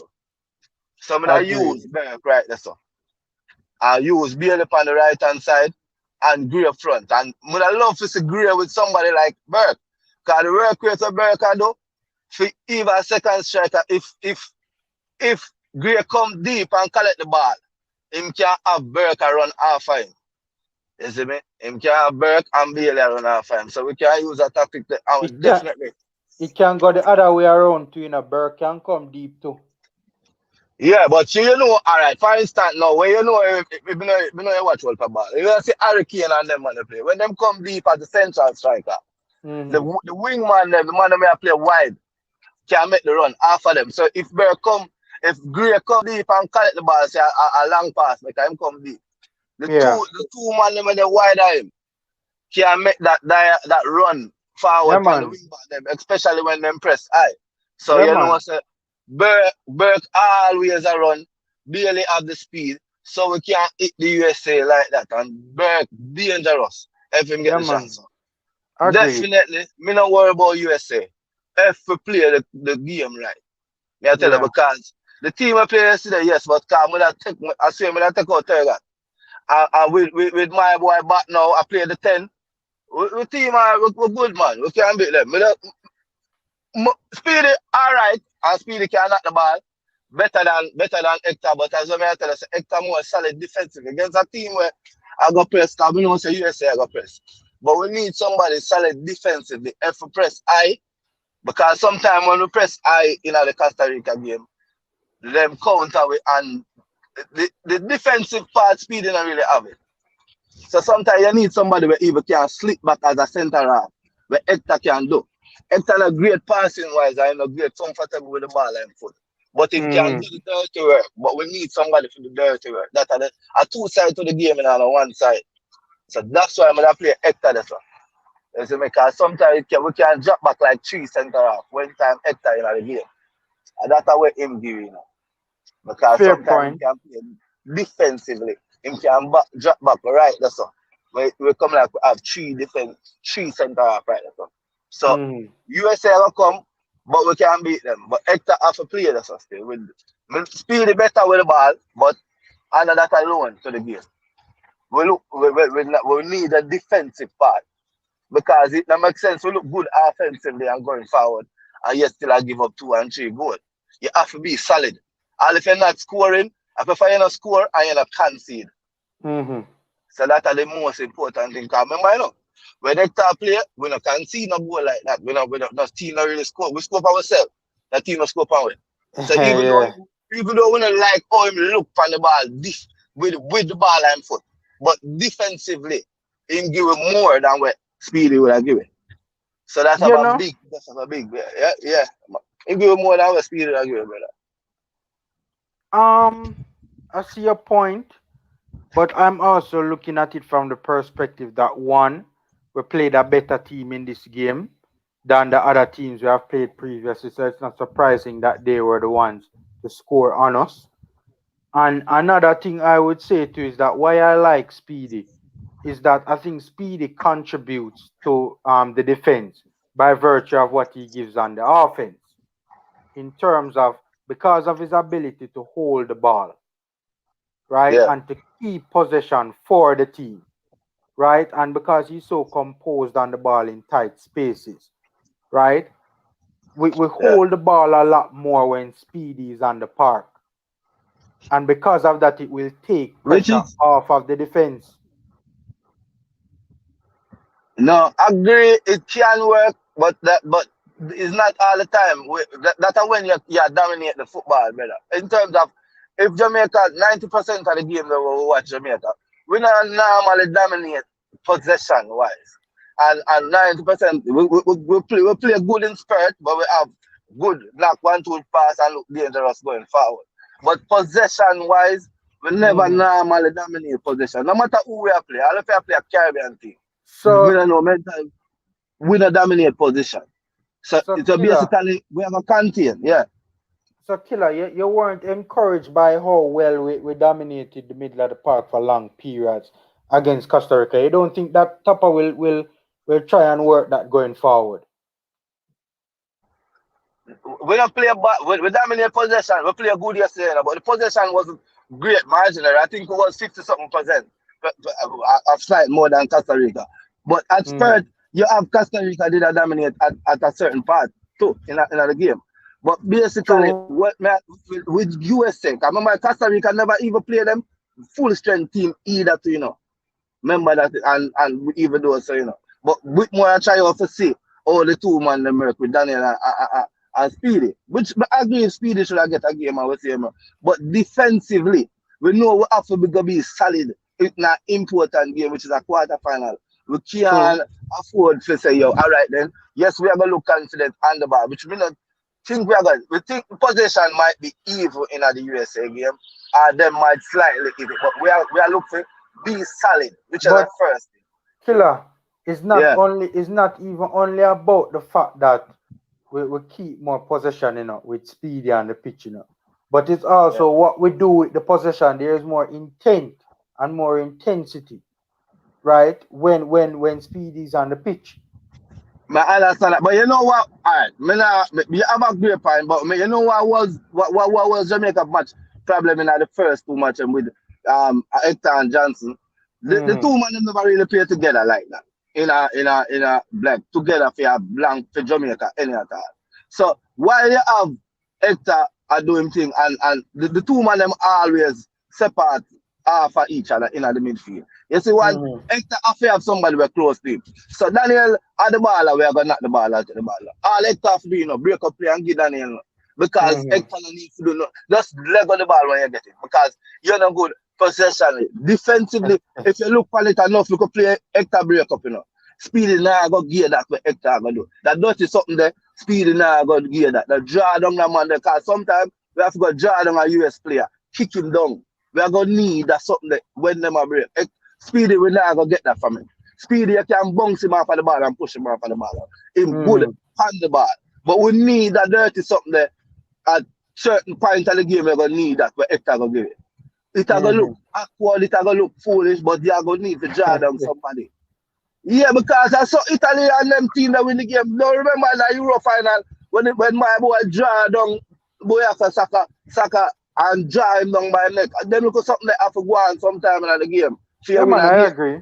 No, your Yeah, point so- is legitimate, you know. I see where you're coming from in a Killer Miller. Yeah, but the two man them never play together that much. So the more time them play together, Hector gonna know him role. Sometimes we don't need you to do much. Break up the play, take it, and every time your pass are gonna be available, which is Daniel Johnson. Stay close to each other. And then now, but remember, and even so, you know, tactically, I think with more do a wrong thing in the second game also. When remember we play with only 2 midfielders because I don't think Torgat really is a midfielder. We play with Torgat and Burke and we never played a 10. So we're missing really a midfielder right there. So with Hector them in have the extra in a midfield where you have a second option from Daniel Johnson. So Target tending to keep going wide. So even though Burke go wide, Target and Burke each on them each other. So the two of them constantly tending to going wide. So you need an extra body in the middle. Well, if Bobby Reader will come back, there's an extra personnel in the middle right there. So. Is it? Yeah. So me not kill much from the first game because that was them first time where the three of them actually play together. But with now when at least them have more training, more time playing a mass situation together and put an extra body in the middle there. So I'm gonna move Turgot and Bobby Reed come back in and play him number 10. And you have at least an extra body where you don't have to do much. You have two options now where you can pass the ball to. And do the defensive work because you need a defensive work there. Because we know, say, at times Jamaica have to make that dirty play, that draw down the man there, that not the USA ball, the half the ball, and a Hector. We need you to do that. Sometimes we have to go sit like a back three to where him and lower and more have to go come like a 3 center half where play because we need to do that sometimes. Defensively, So, we have to be solid. So I can ask you a question, Killer. Isn't intelligent defending just as effective from the standpoint of good positioning or from the standpoint of closing down space quickly? Because here's the thing. I saw Speedy make some interceptions in the Costa Rica game. I also saw Speedy, nick the ball off a 1 and 2 people foot. So yes, he's not a physical sort of a player in the middle of the park. But I think because he's not an enforcer, so to speak, people think that the defensive aspect of his game is non-existent. And I kind of disagree. No, I fight that part because, but guess what? You kind of have two similar players because Daniel Johnson is this. Him do defending too, which is the same thing. And you have two similar players playing on the middle, right? That's all. Where a 2-touch baller, 2 baller where them good with the ball and them do defensive work. But it's you want one where so Hector more the dirty work. You want one to do dirty work and the baller where do touch work. So it's like a Liverpool. Remember you have Fabinho playing. I do everything dirty around. Everything dirty. You must play different. So you need that dirty player there. You see the difference with Fabinho now, my boss. Fabinho is more comfortable on the ball, in my opinion, than a Hector. No, yeah, he's better than Hector. But the dirty side there, him rough and dirty. Yeah. Me not compare the two ballers. Fabinho a big baller. But but the dirty side of the game, him a gear. Him can draw down a ball, him a do that. But at the time, you need him. Because if him not there in a Liverpool side, you can see the difference, you can see the hole, you can see. You need that dirty, that's bad. Even Man City, them are the champions, so we can use them as an example.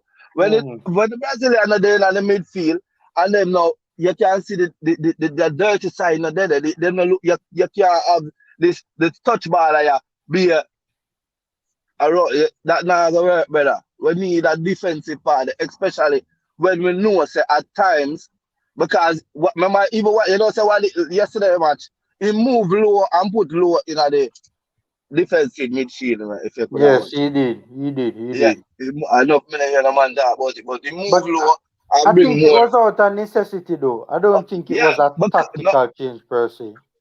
no. In terms of because Luo constantly I look forward, but Luo good with the ball on them feet. Yeah, man, he's very good with the ball at his feet. Yeah. Very good. So Luo can make more better passer, but him try a situation to see it look. But that's what him a try to see it look, cause remember, but not for the time with Murray Upper, that's why the thing with Moore and Lowe is a better defense. With Murray Upper, even though Fisher are not ready for the side, because all him have to do is just stand up. You can't him out the worst man, him make the goal score. Because you Yeah. cannot a stupid tackle. Just stand up, Yes. make the man have to beat you. Any ball where them know where ball. Don't first thing you have to do is prevent the cross. And him run True. go in. It don't make no sense. He just a run go in and swing and get beaten like you know what I'm saying. But if you look on the header though, Mari Appa never Yep. he never leave for Ruiz because he was the closest man to Ruiz because the ball go over low head. Yeah. And one thing when more and them would get at least challenge. Even if the Ruiz are gonna beat her to the header, sometimes you have to lean on him as a defender to put him out. Make him jump free by himself and Mari Appa never content with the header. Yeah. So Yeah. me no really want to play Mari Appa around there and put Low in a different. I want Low and more. Because I think it's a better combination. But Yeah. by playing Hector in a defensive midfield, sometimes we can even fall back as a back three. So it still work out defensively and feel more solid. Me know enough Jamaica that talk about Hector no good and Hector no good. But the defensive part of the game work too. And it's important to be solid. If you're not concede, at least you can beat USA 1-0. Me no want to look shaky every time the man them attack. All right. Let me Defensive tell you. is key. Yeah. Let me Yes, tell you man. what my issue. Let me tell you what my issue with Hector is. Right. Don't get me wrong. You know, I like Michael Hector. You know, I think the player is unfairly treated, and I do believe that even though he has played reasonably well in this tournament. Right. I've seen better performances. He does not look much sharp. He doesn't play a lot Yeah. for Fulham, and he does not That's look true. as You want to sharp. play like 1, 2, 3 game. Yeah, he doesn't look as sharp as I know he can be. Right. Yeah. My thing with Hector against the United States of America. Right. The Yeah. USA employs a very high intensity front line and midfield press. And they employ it very frequently during the game, right? In no matter which US team I play, that is just a part of the system. That Yeah, is the just coaching system. yeah, that is just a tactic in the system because they always, especially, you know, they always try to employ quick ball retention as well because they're a team that tries to play tiki taka, right? The tiki taka system, right, which obviously involves quick ball retention as well. So my thing is that I think Hector being in that position in the US in the upcoming USA game, given the fact that he's not as sharp as I've seen him before, I think that will actually make him a defensive liability because I don't think right now he's good enough to evade the US press. We might can get away with it against a Guatemala or a Suriname, but with them young hard runners there, where US having at the middle of the park who are quick and who put in a lot of hard running, I think that Hector in that game could potentially turn out to be a defensive liability because I don't think he'll be able to handle the press. You see how Speedy handle the press in the Costa Rica game, boss? May I hear what you're saying about Hector job enough really and truly. I don't think of it have the press thing. If you're the press, because at least that seems like you're give more control of the ball. Daniel Johnson roll that because basically me want Daniel Johnson come. If we are player that come deep for the ball, me more likely I go get that. If Hector get the ball, Daniel come quick. Each time. You don't have to do nothing. Just every time you look, Daniel to your right. Daniel to your left. Yeah. Killer, what's the point of having a pivot if you're not going to use him? No, remember, even Daniel are playing, but remember the key is the Hector main role. The main role, remember two things. The main role is Hector when we don't have the ball because we need somebody solid defensively. But understand say we need to play the ball too, yes. But the main progress of the ball we're gonna start the deep line attack. I gonna be Daniel Johnson. Hector, yes, the ball I gonna come to him, yes. But the first option I gonna always have Daniel as in partner. As I remember say I had to play two pivot. So Yes. Daniel I got always there as the first option to pass. But the main role of him though, is when we don't have possession of the ball, whatever them attacking midfielder, you're supposed to stick for them like glue. And you are the main man who break up most of the play. Because without the ball, without the ball that's the problem with Speedy, you know. Without the ball, you know, him is non-existent in terms of No, me not agree with that one, the killer. Him can be running around, you know, brother, but for that dirty word, Speedy not have it.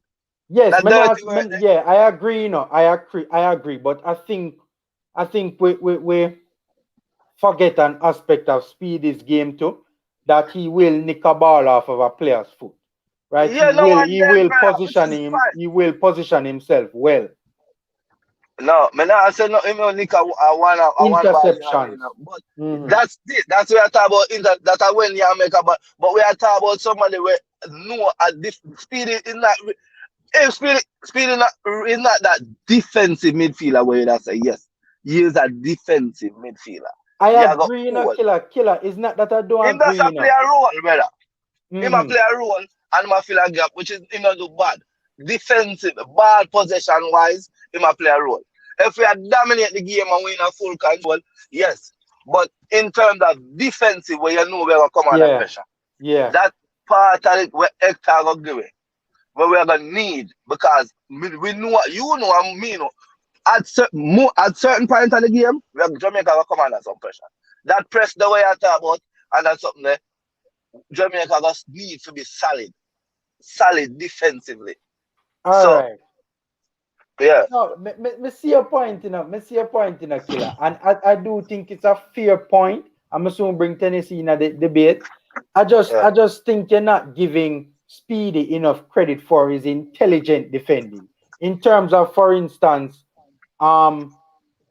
baiting a pass, so to speak, and when the player sets a bomb and make the pass now, him expect the pass, so him jump the passing lane because him bait the pass. It bait the player into thinking the passing channel was open when the passing channel was closed, because Speedy don't anticipate it already. Defending, that is a part of defending as well, you know. And at them kind of intelligent defending them as Speedy do, in my humble opinion. So I mean, me see an argument about dirty work, and it's a fair point. But me think you know give Speedy enough credit for him off the ball work as well. When I say him can defend, brother. But that holding, that holding role, brother, it's about as you need somebody where used to defending on a regular basis. Because certain time you have to feel a gap, and certain time you have to draw down a man, as I said here. Certain time that part I don't see Speedy have that thing. Because certain time you don't want somebody where a man can just brush aside. I think defensively you will brush aside Speedy and get by. And then we go, once we go, we don't want to go behind a US game, you know, that's my problem, you know. Me don't want to go behind. Because you see, certain times Jamaica, when we are pressed the attack, it's like, oh, we go behind against Costa Rica, we don't know. You see, once we go in front, we're a more composed team defensively. But when we go behind and chase the game, brother, sometimes we don't come like we don't even know how to score. We rush a shot, we don't look composed, forward them rush, we make rashes in them. But playing the game and the game tied, or we take the lead, we're a totally better team. So I'm rather stay solid defensively, and then we know what to take the lead them then. Yeah. That's my problem. I don't want to be weak and poor defensively. That's the key part of the game, which me know Hector can do, and even certain, as I say, him can even fall back as a back three. Speedy can do that. Because certain time of the game, I think we can fall back as a back three and hold on there. Fair point. Yeah. I could bring in Tennessee in the debate, because Tennessee jump back on in a Mrs. Come here, but me agree with him, and me agree with that brother 100%. Eh? Gambia. But can't start speed over Hector because as well I say, it depends if part-time speed. You remember last time in the last World Cup semi-final when we play US? Speed by midfield. Yeah, I think If memory serves me right, yes. Eh? If memory serves me right, yes. Yes, I mean in midfield. And you see where Bandes? That a 2-3 year ago Tennessee. Remember, We are talking but about remember, Tennessee. remember, Hector that play CDM at that time. And I think Luo got injured and they moved Hector, put him in a defense. Yeah. Center, yeah. Speed him in a midfield. So Yeah. Hector, me couldn't start speed over Hector in this match.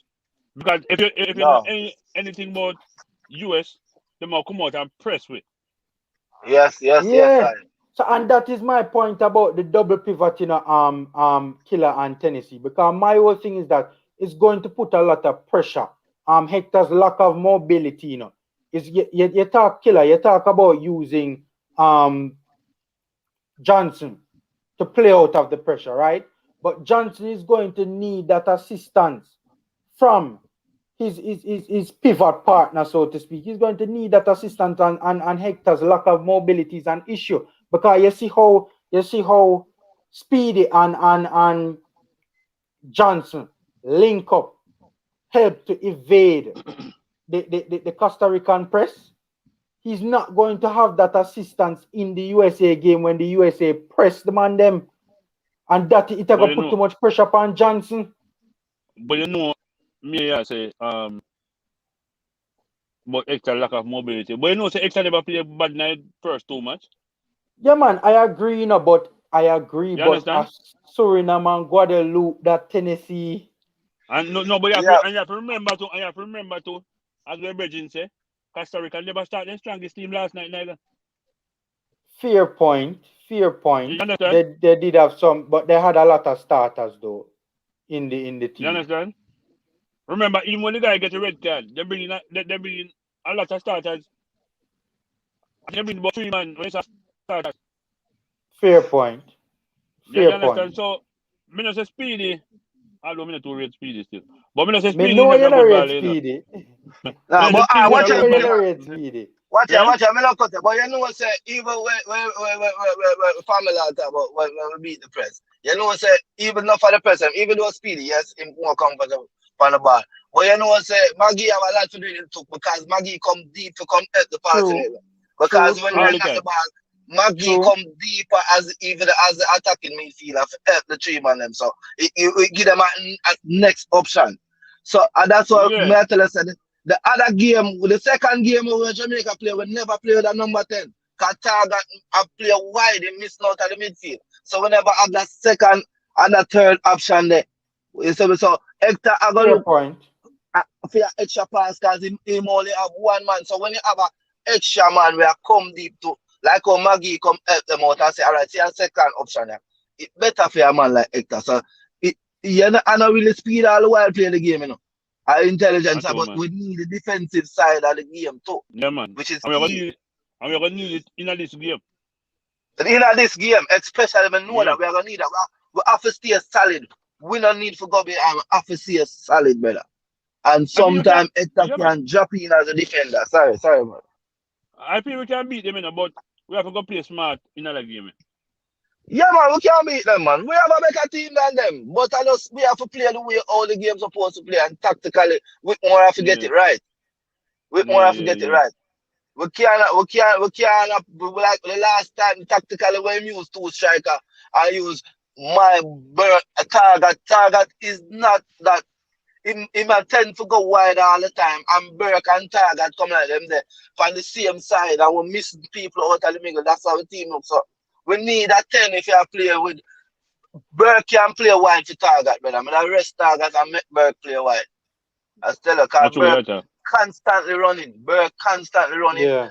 Give him a 10 in the middle when him Bobby Reed come back, him always have Burke on the run.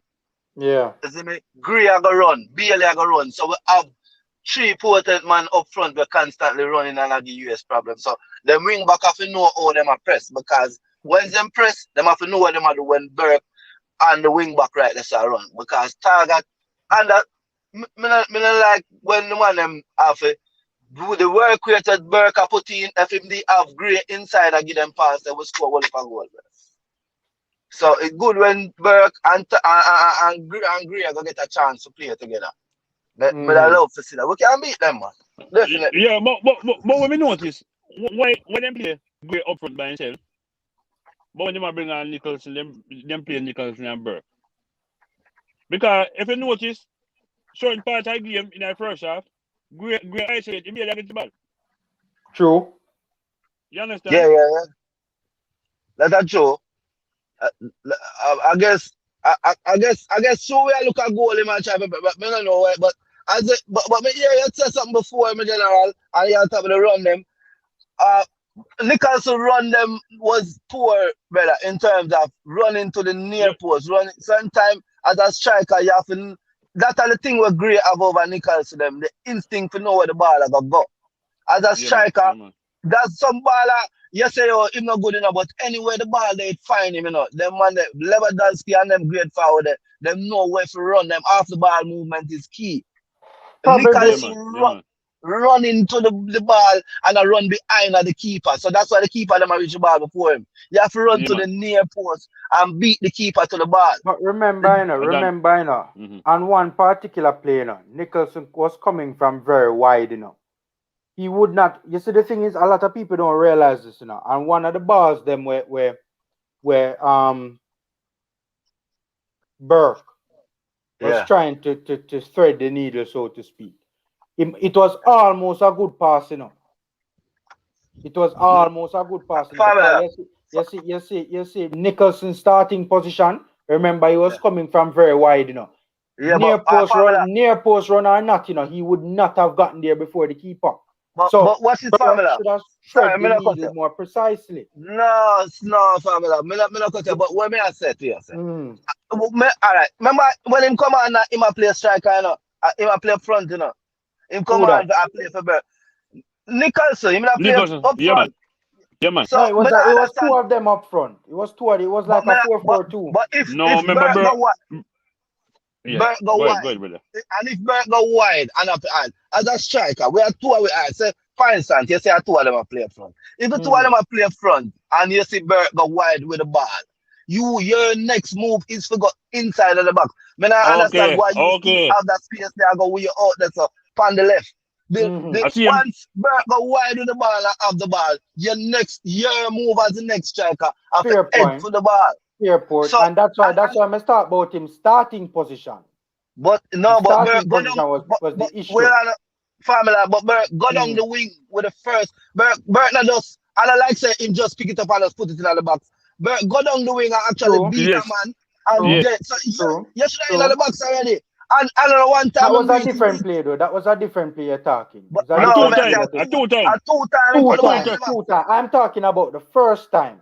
The first time the pass on Burke could have been better, given the whole scenario that was played here. The second time, though, I think it's a little bit unkind because Shamar was making the near post running up. I think the second time it was a little bit unkind. I don't think he didn't get there before the keeper. The keeper get there before him. That's just my No, he run you can see same man out of farm. Yeah, make a poor run because he might expect the ball to beat the keeper. You want to reach the ball before the keeper. You don't expect the ball to pass the keeper. As a striker, you want to reach the ball when the ball is coming out of the box. You want to be the first to the ball. He never try to be the first to the ball. Because basically when I remember, you know, and then the striker a rebound like that, you know, in the box, you know, the striker first I get it. If you're deadly, any rebound like that where a keeper give up in the box, him gonna be the first on it. That meaning say him a run, him just a run because him want to run for sure. But you now run like you want when a man hungry for goal and a goal scorer, you gonna run with intention. You run for the first, you're the first to the ball in the box. Him never run that way there. Him just a run to be a present. Like I'm here, you can't say me never try. Yeah, hey. But guarantee you if a Burke put that ball, if I input that ball in the box to Burke, a goal. I agree. I, If Gray I upon see the it in field at time, a goal. I see it in the formula say when Maggie when them pass out the ball after you see him goal, when them pass out the ball and give Maggie now run to the ball with no intention, say man see it. I make a tackle for him and Maggie jump out of it. Maggie jump out of the tackle like I'm afraid. You and The I, physical part of the game. Tennessee, you and I will never agree on that play. You'll never agree No on that man, play. I told him to blame for the goal. Mm-hmm. The two of who? You Him and mean Fisher Him and Fisher. and The two of them. Mariappa? If me I blame them, me I blame it. No, we can't blame Mariappa because Mariappa they all back of him man too. What? Me when the man, yo, me But when the man square, yo, Mariappa. yo, go on. You see the man square ball, me Mariappa now look to see ball be slow. Zin? But you should have positioned himself better still. Of course. And he could Yeah. have at least make one half-hearted jump. If I even give him a little nudge in him back. For kind of get the man, you know? Because remember, you know, family, sometimes, you know, you can't flat-footed. So you can't really jump the way you want to jump. But if you position It's himself, true. that's But he what shouldn't make call the ball. flat-footed. Eh? He Yeah, because shouldn't like when the call ball beat low, him called flat-footed. Yeah. Look back the comment up on the screen, by the way, Tennessee.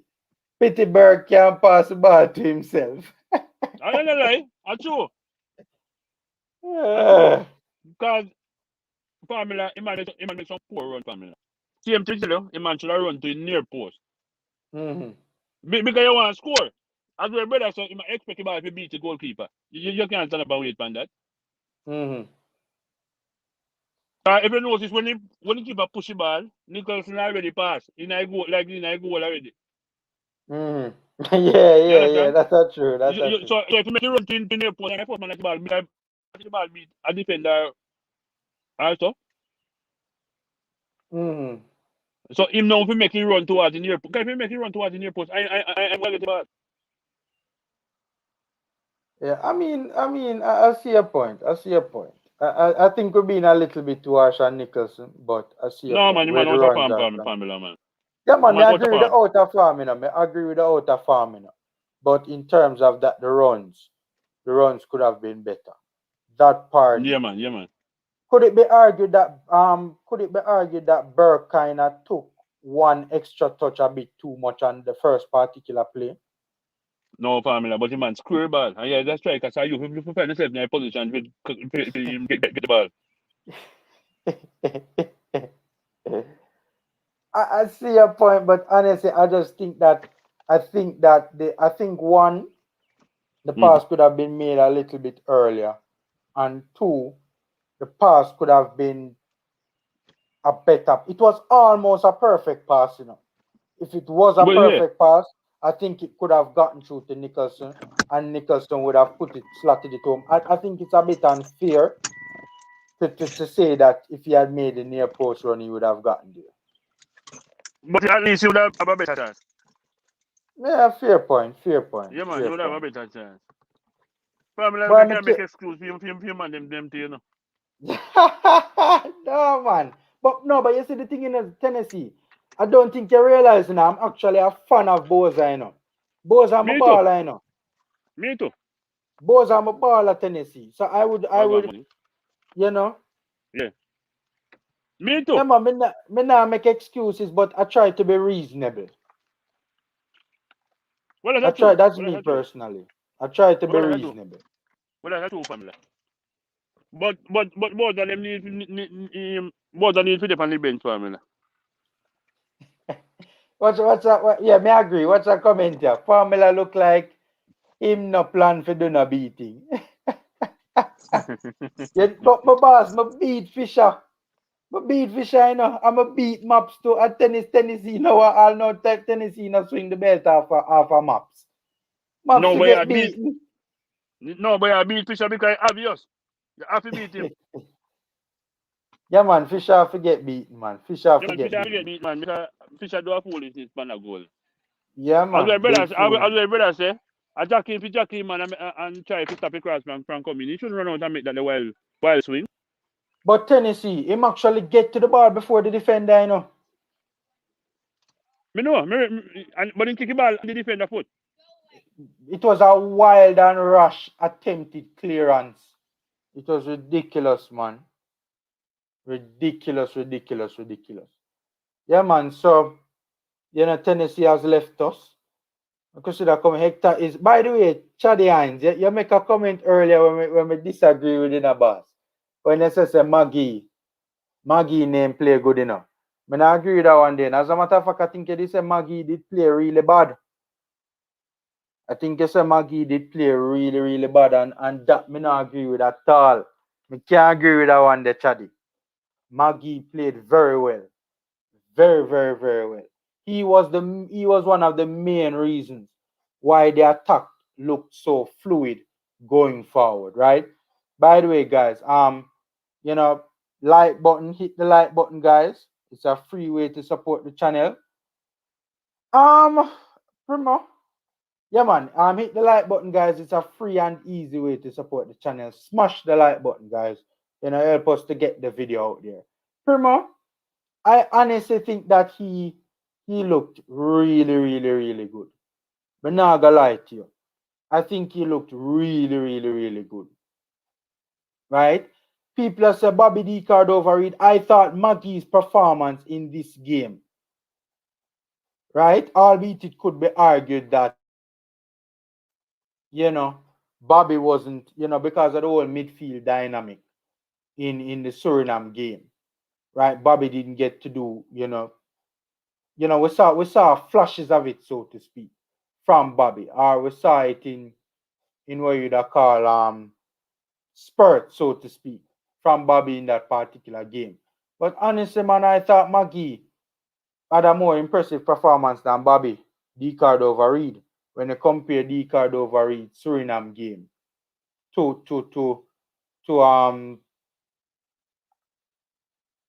Maggie's performance against Costa Rica. That's just my personal thing. You are trying to sell it, but we're not buy it for. We're not trying to sell it. May I be real? Guys, one thing with me, man. Anything when me say come from here and here, guys.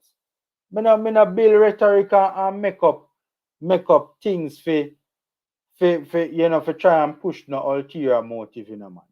I genuinely think the player look at his game on a whole. I think Maggie did. I'm gonna bring up Tyreek Maggie's stats. Since deals were so much look, let us get into the stats aspect of it for you guys, right? Let's get into the stats aspect of it for you guys, right? I'm gonna click on Tyreek Maggie's stats first. First, I'm gonna click on Tyreek Maggie's stats. Right? As stats and eyeball me are using, guys. So the eyeball tell me say Tyreek Maggie do some work off the ball. The stats tell me say Tyreek Maggie do some work off the ball. First of all, this SOFA score rating of 6.8 is ridiculous. Ridiculous. Maggie did way better than a 6.8. Look at this, guys. 81 minutes played. 0 goals, 0 assists, 47 touches. So he was very involved in the game. Right? Look at the passing accuracy, guys. Look at the passing accuracy from Tyreek Maggie. 90%. No, Primo. 6.8 not up on the mark, Primo. 90%. 90% passing accuracy. Guys, the man had 3 misplaced passes the entire game. That is amazing from an attacking midfielder. That is amazing from an attacking midfielder. Right? You're talking about a player, who is playing in a very advanced space, A player who is playing in very tight areas on the pitch, Right? And D elsewhere, that is my one criticism of Maggie in this game. I think in the second half, Maggie lost the ball a lot because he was getting a little bit too confident. Right? He was getting a little bit too confident and he was holding on to the ball too long in the second half. I try to beat players impressively and all of them kind of thing there. He was doing too much. And so he lost the ball a couple of times in the in the second half. Right? And even 10 times yes, to be fair, in an ideal world, 10 times is because hey, Speedy never lose the ball much, Right? In an ideal world, 10 times is would be a little bit on the wrong side, so to speak. But Conrad's a formula always I play devil's advocate. I always try to provide multiple angles and multiple aspects to look at the game from. And also, I genuinely believe Tyreek Magee had a very impressive game. Right? Yes, in the second half, he hold on the ball too long and I tried too much and lost the ball. Right? And because of that, I think the Costa Ricans were getting a little bit annoyed with him and being very physical with him as well. But I think the player did very well, man. So 30 attempted passes, 27 out of them were accurate. That is amazing. Right? We're talking about a player, playing in very tight spaces, and playing very forward-thinking passes, guys. Right? Positive passes, forward passes, right? Risky passes, so to speak. Right? And to is not no back pass to no defender. And yes, a lot of it involved link up play as well. So he was a out ball, so to speak, for Speedy, and him would have set Sabama and do the 1-2 with Speedy and help Speedy to recycle the football. But I think that Tyreek had a very good game, right? 2 key passes, 2 crosses he attempted, and none of them were successful. 3 long balls he attempted, 2 of them was successful, right? 1 shot off target, 1 shot was blocked. I remember that earlier on in the game. Dribble attempts, 2, and we all know that the one that was successful, the one where Mbossa twinkle toes and beat the 2 Costa Rican midfielders rather impressively. Right? And Kemar Lawrence almost ended up scoring off that respective play. Look at this, guys. This is the most important stat for Tyreek Magee, right? People say that Tyreek Magee don't have a defensive argument to his game. People say Tyreek Magee don't have a defensive element rather to his game. Look at this. 10 ground duels contested. Guys, 10 ground duels contested, and the man successful. He was successful in 6 of the 10 ground duels. Guys, for an attacking midfielder, that is very good. Tyreek Magee has come a far way. 10 ground duels contested, and 6 of them were successful. Come on, man. And people say the man not put in no work off the ball. Right, and the best chance of the game when we set Sabama and hit the post, him trap back and win possession of the ball. Right, made the successful challenge and win possession of the ball and got the team going in the other direction. Right, he was fouled once. Right, he tackled. Wait, all the thing just jump off, so I hate when this happens, you see, man. It happens all the while. Sorry about that, guys. It happens all the while. All the while you're on it and the man, the thing just jump off for no reason. Because I never clicked anything. I never clicked on anything. Yeah, man. So Tyreek Magee, man, he was good, man. He was good. He was good in this particular game from my perspective, man. I think people are being incredibly harsh on the player when they say he didn't play good. All right, I started out with Tyreek. Let's look at some of the comments with Tyreek Magee. What I want you guys to do, what I'm going to start doing, I'm going to grade the players, right? I'm going to go through their stats and I'm going to grade the players, and you guys can drop your grade in the comment section as well, right? So hit me in the comment section and let me know what grade you will give Tyreek Magee. I think Tyreek Magee's link-up play with those around him helped greatly in the team looking as fluid as it did, man. It's the most fluid performance we have seen at the Gold Cup. And I think Speedy and Magee's addition to it had a lot to do with it. Let me see some of the comments on Speedy and Magee rather. Last possession over 10 times. Yes, that is fair. That is fair. And as I said, the player was holding on to the ball a bit too much, a bit too long in the second half. He was getting a little bit too confident on the ball. And the Costa Ricans even took him out a couple of times because they were getting annoyed with him. Because he might try all sort of fancy things and all of that sort of stuff. So he did lose the ball a couple of times because of that. I would probably say about 4 of the 6 times, it was him holding the ball and I try to get by players impressively and all of that when he should have just continued to keep it simple. So yes, and truth be told, to lose the ball 10 times in a game from an attacking midfielder, while it isn't good, it really and truly isn't bad either. If we're gonna be fair, it's not good losing for an attacking midfielder, not a deeper line midfielder. You know. An attacking midfielder losing the ball 10 times in a game, it's not good, but it's not bad either. To really hold it against him, in my opinion. So Primo say him lose the ball 10 times. Magee do him thing, man. Agreed, baller kick. Agreed. Ishmael King, he needs more time on the pitch. All that too. All that too. That is a major problem. I wouldn't say major, Primo. I wouldn't say major. Guys, give me a score for Tariq Magee in the comment section.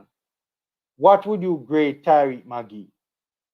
From a scale of 1 to 10, because what I want to do right now, you know, guys, I want to go through all of the players. I'm starting with Magee first, but because he was the topic of discussion, but I'm gonna go through the back line, go through the midfield, go through the forward line, and we're gonna grade the players, right? So you guys hit me in the comment section and give me your grade for Magee.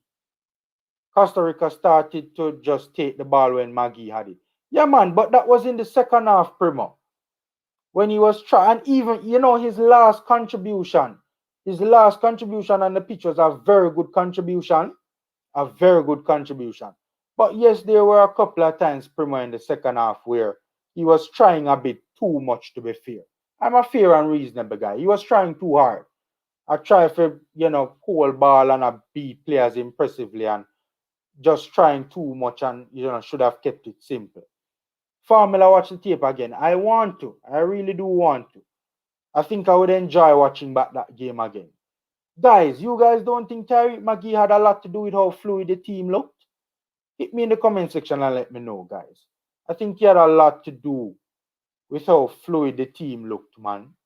Costa Rica players realize that he can play, so they start tackling hard. Dirty too sometimes. Agreed, Olo. Agreed. But to be fair, he should have kept it simple as well.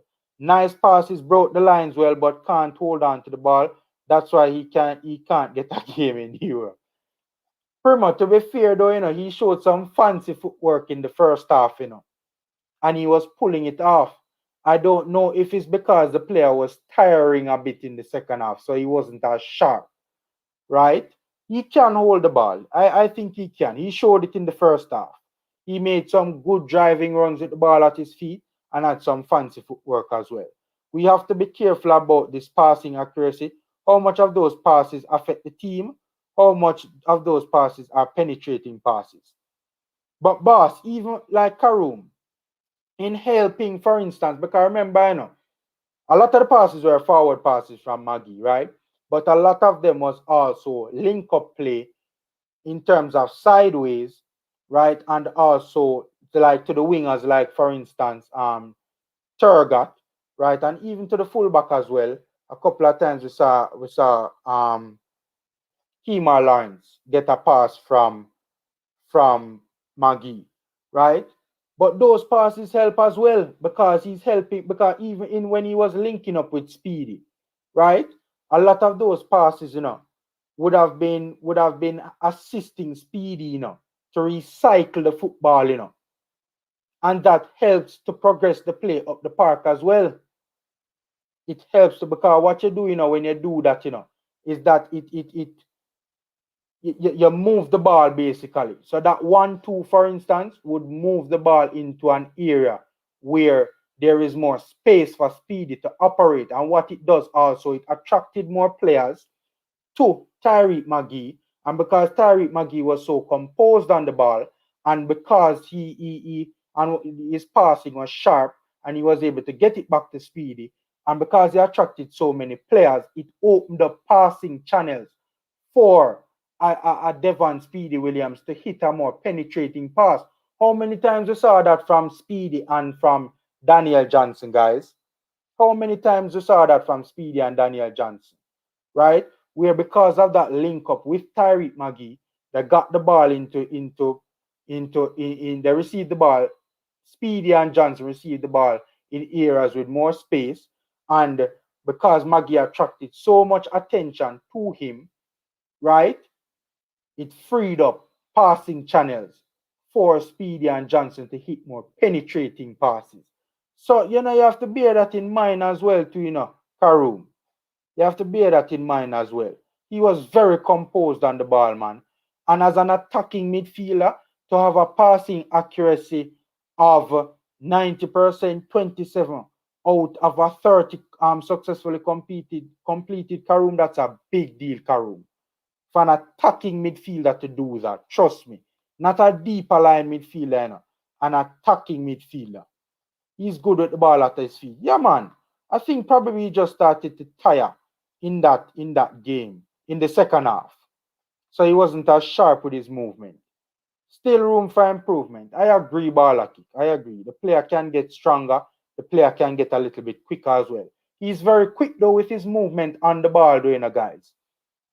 Probably not the quickest off the ball, but when he moves very quickly with the ball. The talent is there. He just needs more grit. Agreed. All right, let me look for the scores now. Magee won't get better sitting on the bench. He needs game time. Yeah, man, the player is what, 21 now?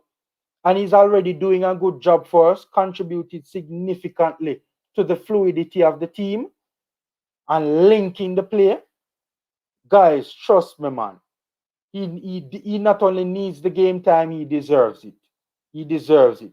It started from Magee. Powell should correct Magee's mistake, but he made a bad decision, and Mariappa wasn't tracking well. And now Powell Chaddy. I think you're mixing up Powell with Fisher. Is the other right back. Powell never started the game, Fisher had started the game. So Phil Jones said that Magee get a 6. Okay, Jamar Maestro say a 8 out of 10. I wouldn't give him a 6. I think a 6 is a little too low. But an 8 out of 10 is also, in my opinion, a little too high. I would give him a 7, 7.5. Baller kicks a 6. If he didn't lose the ball so much, I would give him a 7. Fair. Magee 7. Okay, Magee 6.5 first half. 4.5 in the second. But Dearsworth, in the second half, that big chance that Gray had hit the post, and Magee's work had started it. Magee tracked back and won the ball. He had a big impact in the first 30 minutes. I would say the first half, Magee had a very good impact. And he did have a decent. I would give the player a 8.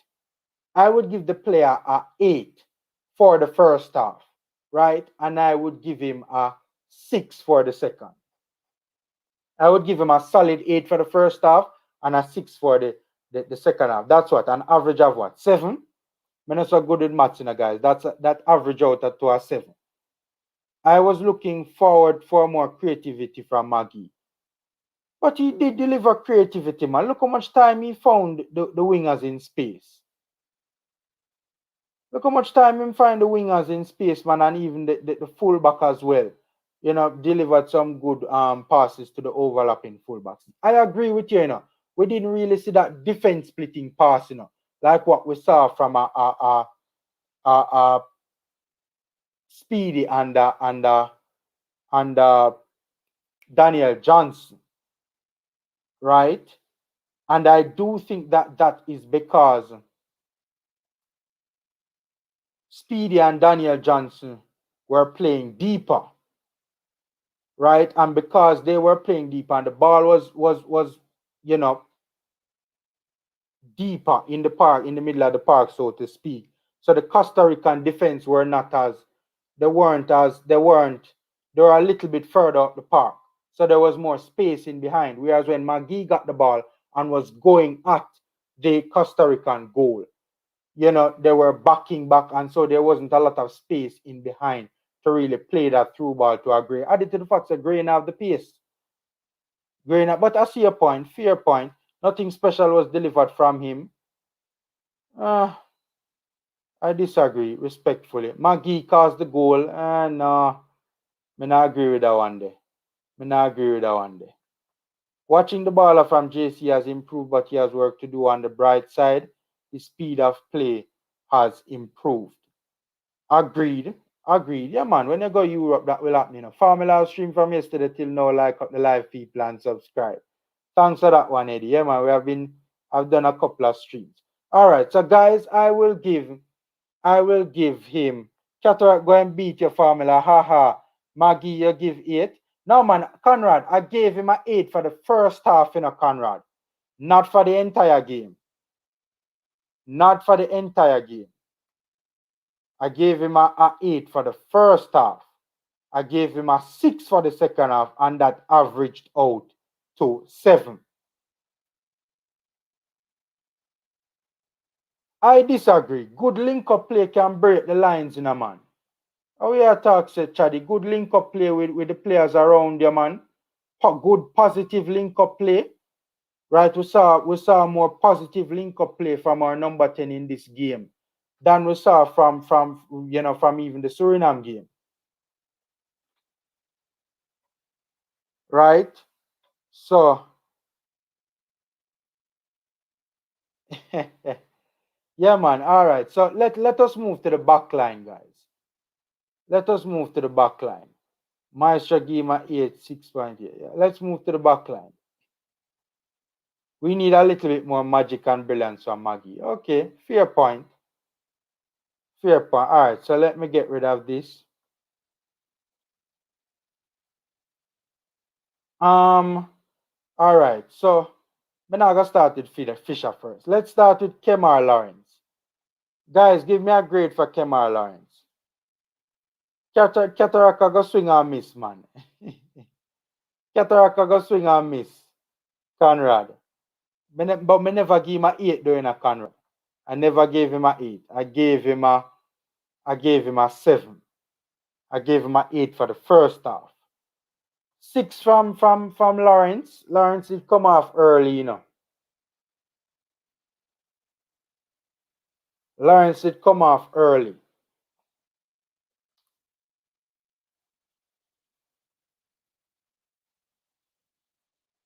So that, I guess, would have affected it. So, all right, Eddie says 6. Baller kick 90 says 6.7. Magee got a 10 from me. Ha, Shatta said Magee get a 10. Shatta, he played well, but I don't think he played that well, to be fair. But he played well. Taxi brought down. My boss said Taxi brought down. My boss said Taxi brought down. Jamar Maestro, 6, 7. I think because of his early exit, let us look at Taxi's stats. So he played 60 minutes, 3 clearances, 1 block shot, interception 1, tackles 1. Ground duels he contested 3-1-2. Aerial duels contested 1-1-1. Possession lost 7 times. Fouls 1. He was fouled none.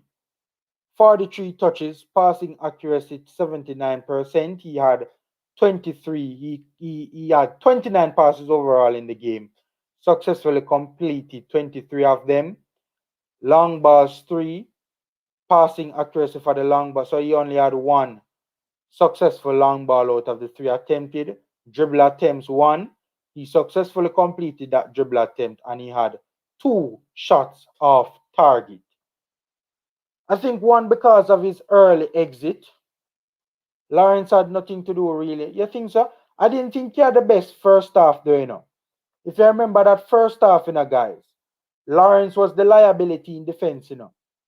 Because a lot of the times, you know, he wasn't there were a couple crosses into the box and he didn't close down the cross quickly enough. He didn't get out to the man out wide quickly enough. And the crosses came into the box. I think from my opinion, I think in the first half, from a defensive standpoint, he could have gotten better. You know, yes, you know, he got caught up the pitch a couple of times as well. Not really many from what I remember, but I think the knock I have against him is that when he was back there, right, and the ball moved out wide to the right attacking winger, the Costa Rican right attacking winger, he was given a lot of time and a lot of space to get across in the box. I don't know if you guys agree with that. That's what I saw, especially in the first half. I would give Lawrence because of that and also the early exit. By the way, we hope he's okay. We hope he's doing fine. Because of that and the early exit, I would give him a. He did look lively. You know what? I would give him a 6. I'd give him a 6. I'll be generous to him. I was gonna give him a 5, but then or a 5.5, but then I remembered that to be fair to him, he did make some good overlapping runs. To be fair to him, he did make some good overlapping runs. Right? To be fair to him, he did make some good overlapping runs. All right. So many people are giving, some people give him 6, 7, 6 is mostly 6s for Lawrence. Some give him all 5. Taxi broke down. All right. Up next now. Up next, we are going to look at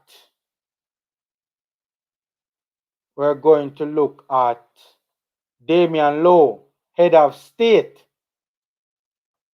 Let's read out his stats quickly. Minutes played 90.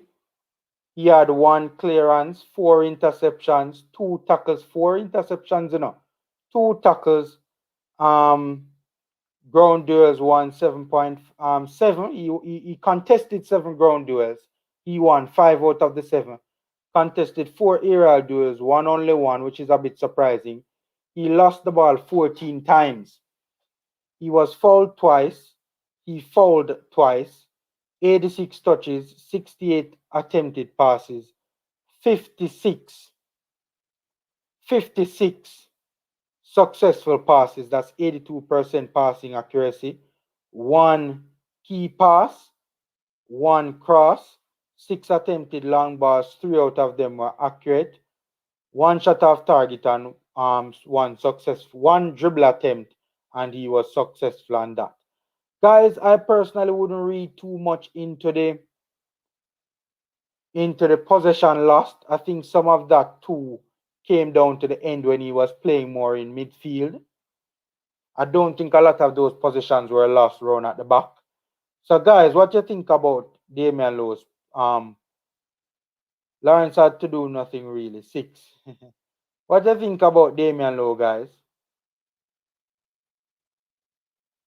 6 is real for Taxi Eddie say. All right, so Jamar Maestro give Damian Lowe a 8. Okay, not bad. Baller kick, a 7.5. Low 8 out of 10. Me give him. Okay. Nana 8.5 straight eye test. Ha! Cool, Eddie. Cool, my boss. Cool. That's a good one. Yo, the stats make the thing look away because I 8 me did. I go give him. Now, man, as I say, I think especially with the possession lost, I think a number of those would have come when he was put into midfield, when the substitutions were made. And I think you have to remember as well too, that they were trying to force it, at that point, because they were chasing the game, right? So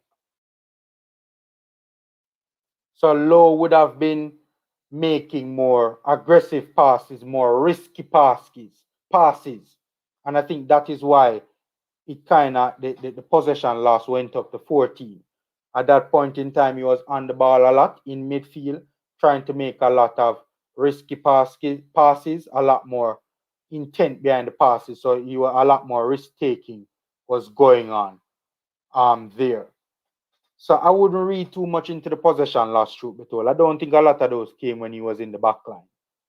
Yo, the stats make the thing look away cause I 8 me they go give. Yeah, man, I think he deserves a 8. I personally would give him a 8. The only thing I have an issue with is that there were some plays that there was some combination play that drew low out of position. You guys realize that? And the last time when we played Costa Rica too, the goal that we conceded, is a combination play, guys, that drew low out of position, opened up the space, right? And them just get the return ball into them, the player making the forward run into the space that low occupied, right? So that happened in the last time we played Costa Rica before this game, and this game again. That the thing about it though, Low recovered well. 1 and 2, there were some moments where the final ball from the Costa Ricans would have enabled Low to recover well because the final ball wasn't that good. Mariappa as well fell victim to some of both the centre backs, I think. Both the centre backs as well. I think there were 1 and 2 moments, too many for my liking, where combination play drew them out of position. They recovered well though, but in all fairness, the final ball a lot from and some of those plays from the Costa Ricans wasn't very good. Can't wait for Fisher ratings. Yeah, man, I soon get to Fisher, Eddie. Don't worry yourself, man. We're gonna beat Fisher, man. We're gonna beat Fisher. We're gonna beat Fisher. Don't worry yourself. But in all though, I would give Damian Lowe head of state at 8.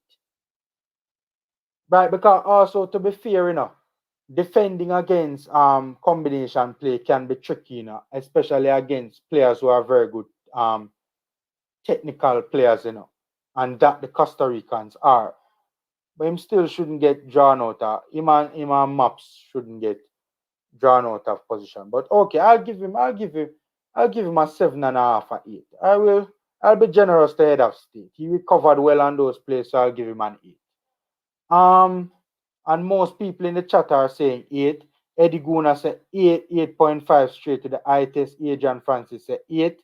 Bala Kick said 7.5. All right, let's get to the other sentence. Formula Sports, loving your reasoning, man. Keep it up. To blow out. Thanks, Adrian. I appreciate it. I do. I try my best. Thanks, man. And guys, you guys always have some kind words for me in the comment section. It keeps us motivated and we really appreciate it. Sometimes you don't even know what a kind word can do to help your day, right? So I appreciate it. I really do. Thanks for that one, Adrian. All right, up next is my boss, Damian Lowe. No, Mariappa rather. Sorry, up next is Mariappa. You guys gonna blast Mariappa for the goal that we conceded? What you think about Mariappa? Hold on, guys. Jamal Maestro, we not get to Flemings yet. And Turgot, man, them a rush the thing. 9 for Speedy. Hold on, man. I'm up to a deal right now, man. Chaddy Lane said, Chaddy Hines rather, said a 6 for Lawrence. Okay, so Eddie, you give Maps a 7, Eddie? Eddie, that generous Eddie. Eddie, that generous bud.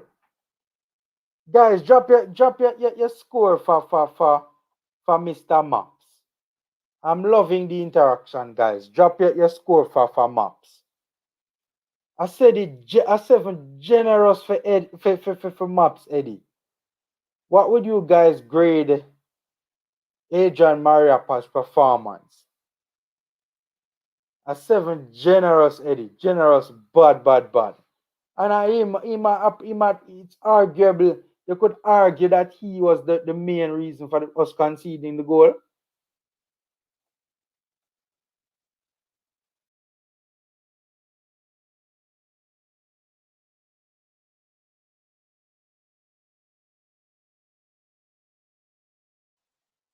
You guys don't want to grade maps. Only Eddie alone must give a comment per maps. When I say, oh, see, Jamar Maestro says 7 for maps. Okay. That generous bad. Generous bad. So two people in the chat give maps a 7. 6.5. Maps was helpless on the goal. No, Eddie. The man could at least jump for throw off Brian Ruiz, man. The man could at least jump for throw off Brian Ruiz, man. How you talk to man, Eddie? Me not agree with that one there, Eddie. Me not agree. My thing is, even if he never get to the ball before Brian Ruiz, for starters, his positioning on the play was poor. Map's positioning on the play was poor. The man met Brian Ruiz, in front, and the man never provide adequate coverage right there, man. Honestly. Ruiz find himself between Low and Maps. Honestly, Low had his back turned. So Maps was in front of him. Maps should have dealt with it better than that. Right? Maps I get a 5. Him do all right. Not blaming him for the goal. So why everybody now want blame Maps for the goal? Maps and Fisher the two main man. They all blame McGee for the goal. And Maps and Fisher forget blame for the goal, man. Adrian said 5. He was not at. It was Fisher was at fault. The two of them, I think, Conrad was at fault. Mariappa Chadi is a 7. How you give Mariappa a 7 and you rate McGee performance? Need to work on his tracking and he doesn't handle crosses well. Fair point. You remember there was one particular play too, where Maps fling himself in a challenge and get beaten too, recklessly and carelessly threw himself at it, went to ground when he should have stayed on his feet. And we're lucky we needed concede a goal on the play the twin. And I think Damian Lowe covered for him well in that particular scenario as well, if memory serves me right. Barring the free header, he played well, so I'd give him a 6. I remember Maps did attempt some long balls, to try and get in behind the defensive line, that were not very good, They weren't very accurate. All right, let's look at his stats before we move on. 90 minutes played, 1 clearance, 5 interceptions. Yes, he did make some interceptions. I do remember that. Ground duels, he attempted 1. And the one that he attempted, he was beaten all ends up. He fling himself to the ground, man, and got beaten. Got there second. Aerial duels, he attempted 4, lost 2. Well, the goal would not have classified as an aerial duel contested because, let's be real, he didn't even contest it. If we're gonna be fair, he didn't even contest it. So I don't think that is part of it as well. Fouls 2, touches 57, 94% passing accuracy. I hate when this happens, you see, man. I never touched nothing a while ago, guys. I did not touch anything a while ago. I hate when that happens. Give me a sec.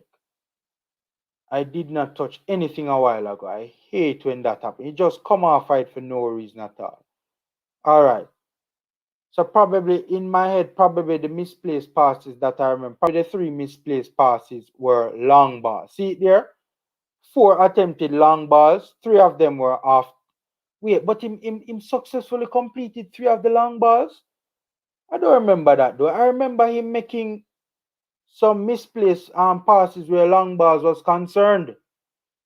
I don't know, probably remember failed me upon that. Probably my memory failed me on that. But I don't remember him being so competent where the long balls was concerned. Fisher ratings loading. Chadi said Low is a 9. He's very comfortable and confident on the ball. Yeah, man, for sure. So I personally will give Maps a 6. You know what? On second thought, I'll give him a 5. I'll give Maps a 5. I personally will give Maps a 5. That's me personally. When I think about it, now I'll give him a 5. Wasn't that impressed with his performance. All right, we do Kemar Lawrence. But oh, by the way, we need to do Dylan Barnes. You know, I'm going to do the defensive line and finish up the defensive line, then do Dylan Barnes. Guys, O'Neal Fisher on the screen. What is the grade we give Fisher? JPSM Maps get a solid 6. What's the grade we give Fisher, guys? What's the grade we give Fisher? What's the grade we give Fisher, guys?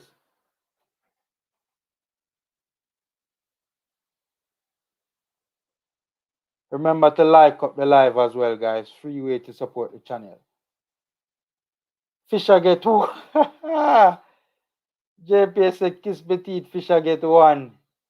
Let's read out his stats. 90 minutes played, 1 clearance, 1 interception, 2 tackles, ground duels contested 15-1-7, possession lost 13 times, fouls 4, was fouled 4 times, 64 touches, accurate passing 33 out of 38. So he attempted 38 passes and he nailed 33 of them. Crosses 1. And that's 87% passing accuracy. Long balls 3, successful with 1. Dribble attempts 3, he successfully attempt. He was successful on 1. So JPS 1, Fisher got 4, mainly for the goal. First half, Fisher was good going forward, and that's basically 4. You know, Fisher didn't play bad in the first half, but in the second half, I don't know what was going through his head. I kind of agree. I think if it wasn't for the goal, most people would have said Fisher put in a decent showing. Not an excellent showing, not a good showing, but a decent showing. Right? So I think it's just the foolishness. Yeah, that's a fair point, Chaddy. I think it's the foolishness on the goal. Oh, God. Fisher get a solid negative 17. Oh, God, Eddie. Eddie, Jesus. Eddie enough to need the man, sir. Baller kick 90, so Fisher get 5. All right. I'm going to give him the goal, the fooling. I think he was the main culprit on the goal.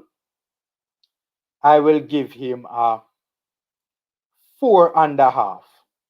It burned me. When Ruiz hit the back of the net, it was a dagger that pierced my heart. You know, desperate I was for us to beat Costa Rica. You know, we have never beaten Costa Rica in a major tournament. I was dying for us to beat Costa, and that's why I begs with Fisher. So it's a 4. As a matter of fact, not even 4.5. Take off the half. It's a 4 for Fisher. I begs with him. That is the only time I ever talk about no objective. As a matter of fact, 3 for Fisher. You get lower every time you think about it, and you get more upset. Moments of wildness brought his 7 down to a negative.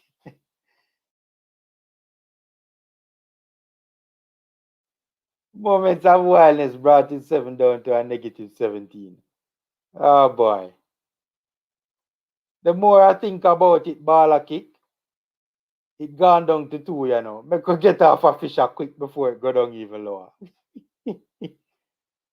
Yeah, I'll give Fisher a 4 though. I'll give Fisher a 4. Dylan Barnes, guys. Let's rate Dylan Barnes quick and fast. Conceded a goal that, in my opinion, he could not do much about. He had 26 touches. He had 21 attempted passes. 12 of them were successful, 57% passing accuracy. Long balls, 12 he successful. He was successful on 3 of them. Clearance is 1. And you know, that's about it. I think his distribution was inconsistent. There were some times, you know, let's grade Barnes, guys. Let's grade Barnes. There were some times when I thought that he had some good distribution out from the back. There was a wicked ball, you know, where the man literally fire it, you know. Fire it to Tyreek McGee, you know. And Tyreek McGee do a little one-touch flick on to Johnson, I think it was, He fired it from because Barnes was looking for the out ball and couldn't find it. Magee found himself in some space and Barnes just hit it to Magee. And Magee just had a little flick on that cushioned it so perfectly, just took the pace off the ball in a guys. Magee had the first touch, he just took the pace off the ball and cushioned it. It was a little flick on, but the way of the way of the flick on was so delicate. It just took the pace off the ball and it fell kindly for Daniel Johnson, who was able to get the attack going. Right. Fisher work, me give him something for him effort still. Fair point. That's fair. In all fairness to Fisher ball a kick, that is fair. That is fair. I agree with that. JPS 5 because he didn't have much to do. I agree. 5 for Dylan played out from the back well and picked up the ball out of him net. Not much. Okay. Barnes gets a 5 mainly because he is no Andre Blake. And Andre Blake is Superman. Oh God, man. Let's be fair to him. We're not gonna beat him because him and I don't think we should grade him. I don't think that should be the standard to grade him because he isn't an Andre Blake. So far, give him 6.3. I think that's a bit generous. As I said, the inactivity and also, yes, he had some good passes out from the back, but it was very inconsistent. His distribution was very inconsistent. Fisher tackle like a schoolboy. Eddie Guna, I agree, Eddie. I agree. So far for stop rate the ball of them, man. I agree. Because 9 out of 10 times their ratings off. Sometimes off by a mile. Keeper was instrumental to the restart of game. He had good moments with his feet. Costa Rica hit no shots at him. He had a save. 7. Good work, keeper. Olo, 7 little bit high. Little bit high. Yeah, man, me realize, Olo. Me realize. I will give him a 6. You know what, on second thought, I'll give him a 5.5, 4. Because, and it's good when the goalkeeper is inactive, don't get me wrong. But he was still inactive. By the way, guys, by the way, our goalkeepers have not had a lot to do. Our goalkeepers in this tournament so far have not had a lot to do. That is excellent for us. That says a lot. That says a lot. That our goalkeepers have been, relatively speaking, very inactive. That says a lot, man. I'm very happy about that.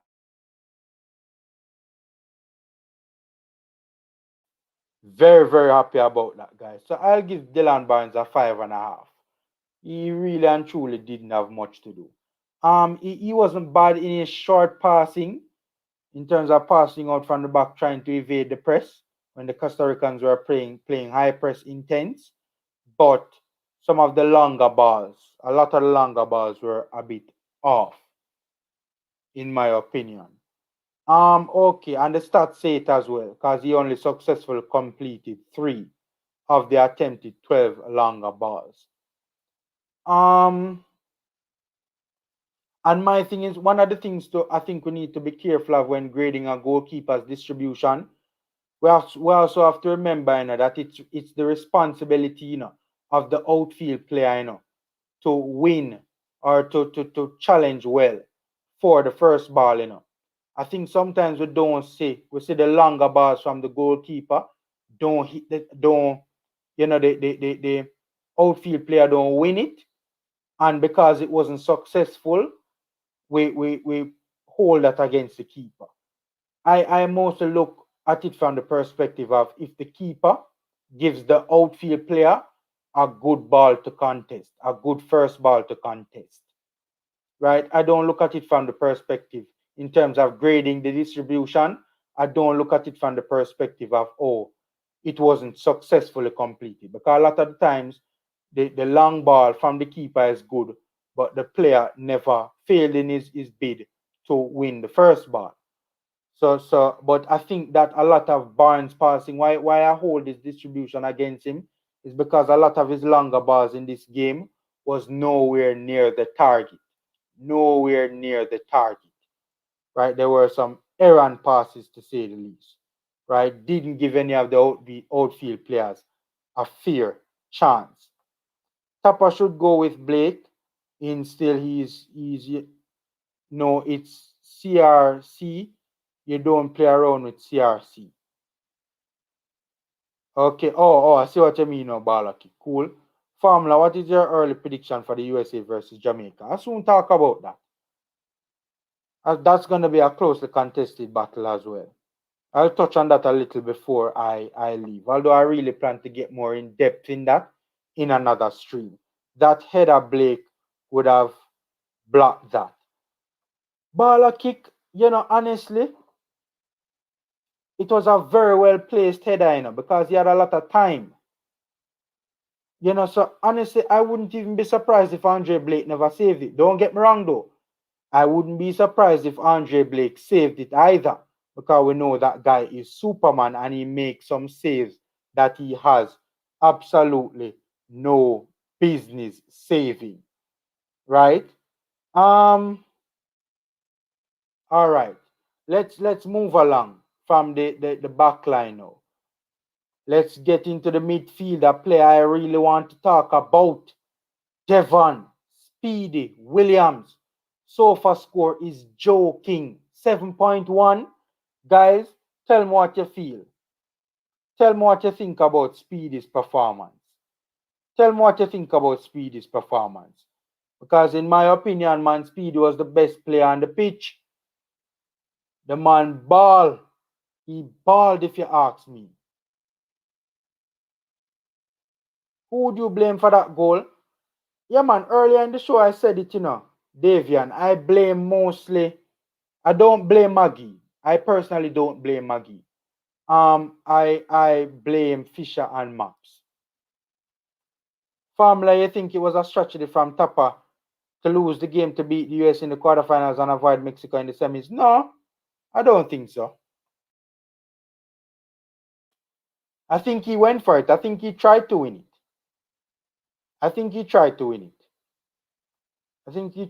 At the same time being smart. With yellow cards and also saving players for later on in the tournament. Yeah, man, guys, let's grade Speedy. Let me go through Speedy's stats quick and fast while you guys put your grades in the comment section. 90 minutes played, 85 touches, guys. A whole heap of touch that, in our 90 minutes, that's nearly 100 touches, That's 15 shy of 100 touches. Not nearly, but a little way from 100 touches, but 85 touches is a lot of touches. That's exactly how many touches you want. You would have wanted. That means that the man take the game by the scruff of the neck in a Goontown. The man basically boss. The man boss the middle of the park, Look at the passes. 77 attempted passes. 73 of them were accurate. 95% passing accuracy. One key pass. I disagree with SoFA Score's definition of a key pass. Speedy made a lot of key passes in this game, not just one. And I think I know the key pass they're referring to. I think SoFA Score, I think I know the key pass they're referring to, but I think I disagree with their definition of a key pass. I think he had more than one key pass. Right? Long ball 6. He attempted 6.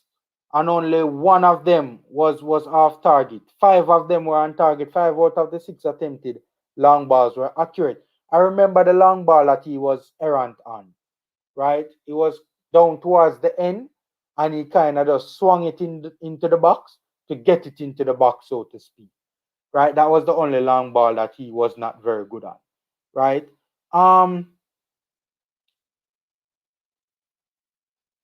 So shots blocked 1, dribble attempts 0. 0 attempted dribble attempts the entire game. That's interesting, right? Ground duels, he contested 2. He won both. Aerial duels, he only contested 1. Possession lost 5 times. That not bad, you know, guys. If your brother playing in midlife park only lose the ball 5 times, you know, that's not bad at all. 2 clearances, 1 interception, tackles 2.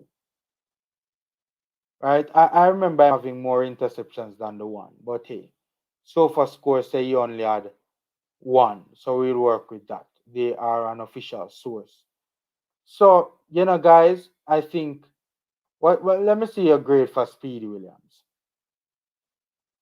Hit me in the comments, guys, and give me a grade for Speedy Williams.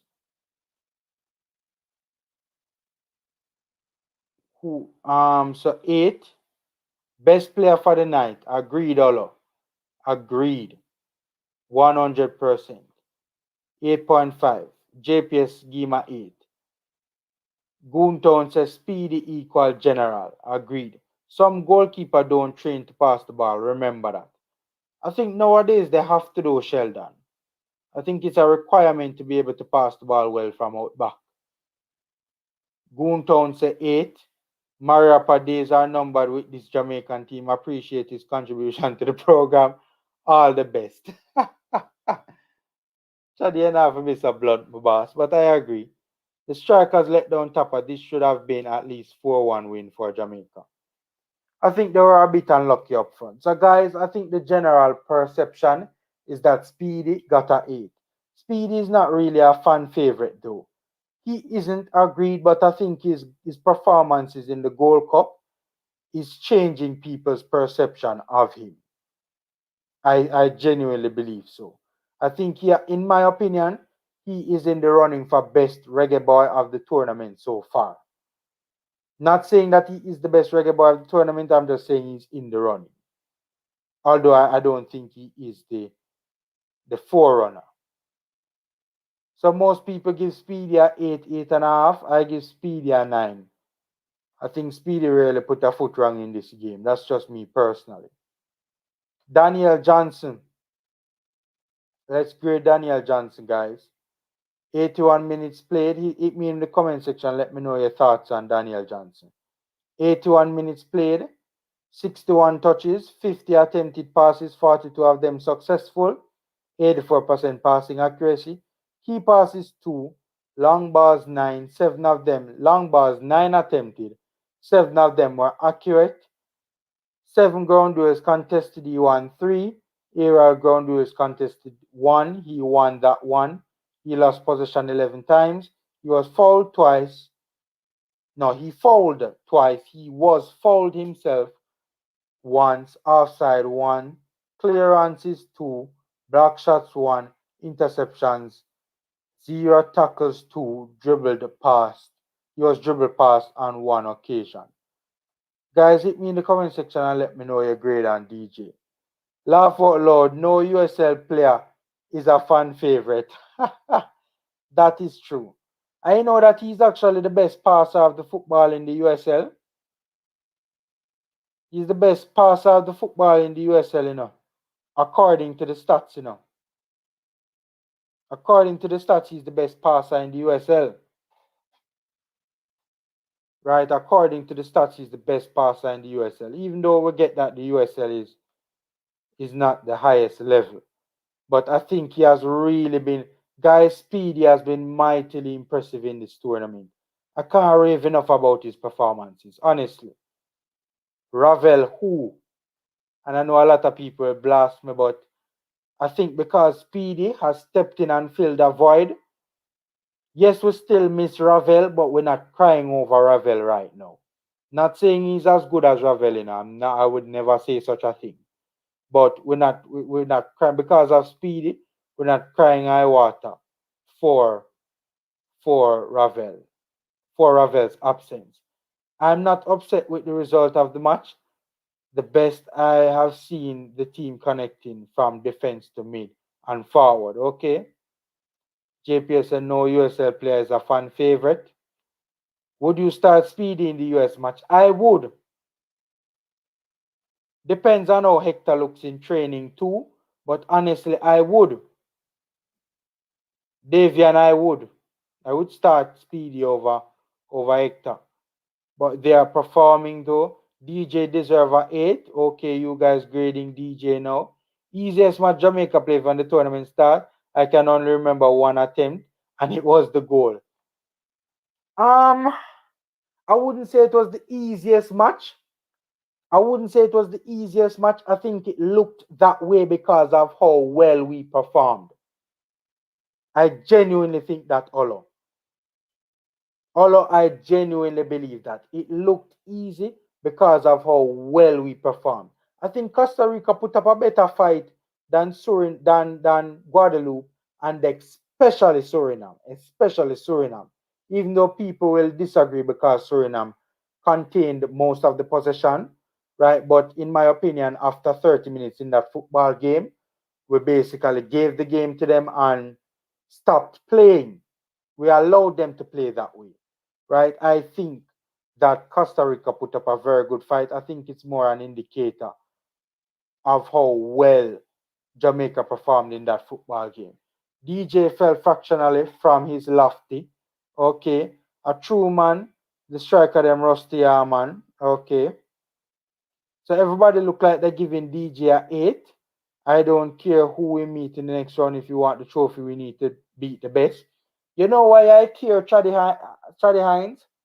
You know why I care? Because this Gold Cup for me was never, the priority was never about winning it. The priority was never about winning this Gold Cup tournament. The priority for me was playing as many games as possible to get as much preparation under our belt as possible for the upcoming World Cup rather qualifiers. That was my aim. So I do kind of care from that extent because I really want us to win the next game, because I want us to be smart about it and get as many games under our belt as possible. But I get the perspective you're coming from. That from a title winning perspective, we need to beat the best. My whole thing was, the main thing was preparation for the in this Gold Cup. The main thing was preparation for the World Cup qualifiers, but it would be good if we could win it as well, right? So, that's my thing where that is concerned. But USL give away a window, yeah, man. USL balled. You sit there, we are talking about no, he has ball from the tournament start. No USL man for in the squad, and the better cut that out. Flemo and the two USL man them, well, Lamar Walker hasn't really looked that impressive, but the two USL man them has done well. Flemo hasn't done badly at all, and also obviously my baller Speedy has balled. We need to start Hellas the coach. The players don't respect Tapper. You think so, Dealsworth? I disagree. I disagree wholeheartedly. I think they respect Tapper. From what I've heard and what I've seen, I think they respect Tapper. DJ fell fractionally from his lofty standard 6.5 on the night, got caught in possession a fair bit, and wasn't incisive with his passing. I think you're being Goontown, in my humble opinion, I think you're being just a little too harsh on DJ. I think he played well. I personally will give DJ a 8. Let me tell you something, guys. Anybody who is in our midfield in a football game where we play positive, fluid, attacking football against one and control possession of the ball in terms of bested the other team in terms of possession of the football. And that team that we bested was a ball playing top team in CONCACAF, a team that we have never beaten competitively before. Anybody a part of that midfield that can play that way against Costa Rica on a extended basis, the whole of them have to get high marks in my regard. So Speedy, Johnson, and Devon Williams have to get high marks in my regard, man. Anybody who is a part of a midfield, right, that can deliver that sort of performance against Costa Rica, holding the ball, keeping possession of the football, evading the intense high press from the Costa Ricans, and midfield press as well, and also stringing passes, and also, dictating the middle of the park, so to speak. Anybody who is a part of a midfield who plays fluid, positive football against a Costa Rican whole and win majority of the possession, they must forget high marks to me, man. I'm sorry. Hector for go home. I disagree. Hector has been decent in the tournament. Speedy for start. Agreed. Burke for start. Agreed. Magia for start. Agreed. Anonymous user. Me and your turn friend already in anonymous. Me agree well no lie. Me never agree with the Hector for go home. Me never agree with the Hector for go home argument. That me never agree with. I think Fleming should start the next game. No, I disagree, Davian. I think we should keep Fleming as an impact sub. Remember, Bobby D. Cordova is coming back, for the next game, He has tested negative twice, and hence we will see him in the quarterfinals, right? Leon Bailey was also on the bench as well, so you can't start Fleming over them two, man. Hector already there. Well, if some get hurt, Hector can be an option. So much in one bench. As a collective, we played well, Formula. I see your point. Yeah, man. I thought the link-up play in the middle of the park, the composure in the middle of the park, the composure on the ball, the sharpness of movement, the sharpness of passing, right? I think we were very good in the middle of the park, man, honestly. Not gonna lie. Speedy is a 7.5. No, Chaddy Hines, you agree the man too hard. I give Speedy a 9. I give Speedy a 9. And you guys gave Daniel Johnson a 8. And I would agree with that as well. So we'll move on. A player now that I know a lot of you are gonna beat. Let's grade Turgot, guys. Let's grade Blair Turgot. What grade would you give Blair Turgot? Hit me in the comment section and let me know, guys. What grade would you give Blair Turgot? Or Chaddy Hines said DJ is a 6.5. A little bit too harsh as well. A little bit too.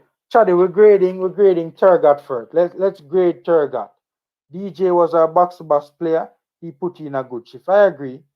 Hector lost in the middle of the park. I think that's a little bit too harsh on Animal. A little bit too harsh.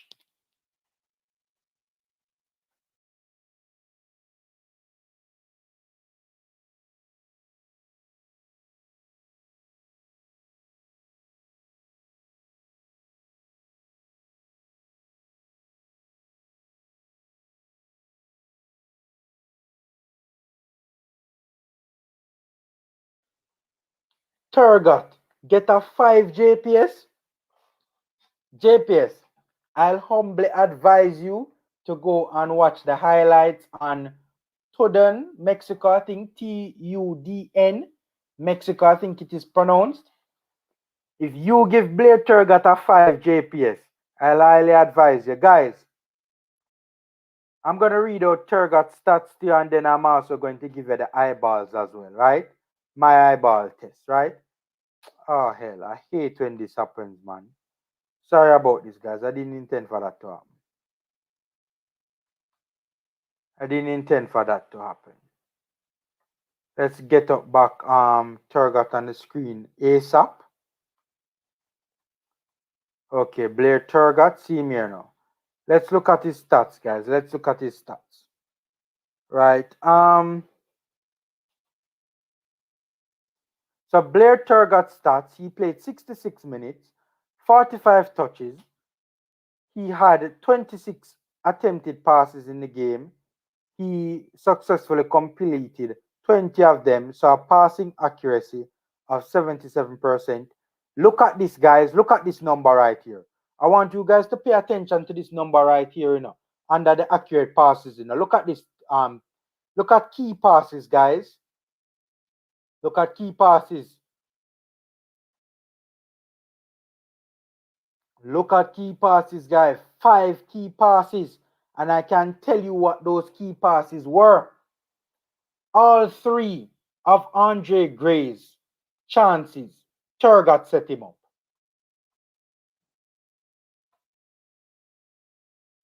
Right? All 3 of Andre Gray's chances. It was 3 or 4. All of his chances, though, Turgot set him up. So remember the through pass that Daniel Johnson slipped through the hole in the defensive line. Turgot made the diagonal run out to the left, and then made a left-footed low cross into the box for Gray. It was an excellent pass. Split. But excellent pass through that little gap into the box, right? Andre Gray should have done better. Right? The one when Maggie won the ball and switched it out wide to Lawrence. Lawrence, moved it more centrally to Turgot.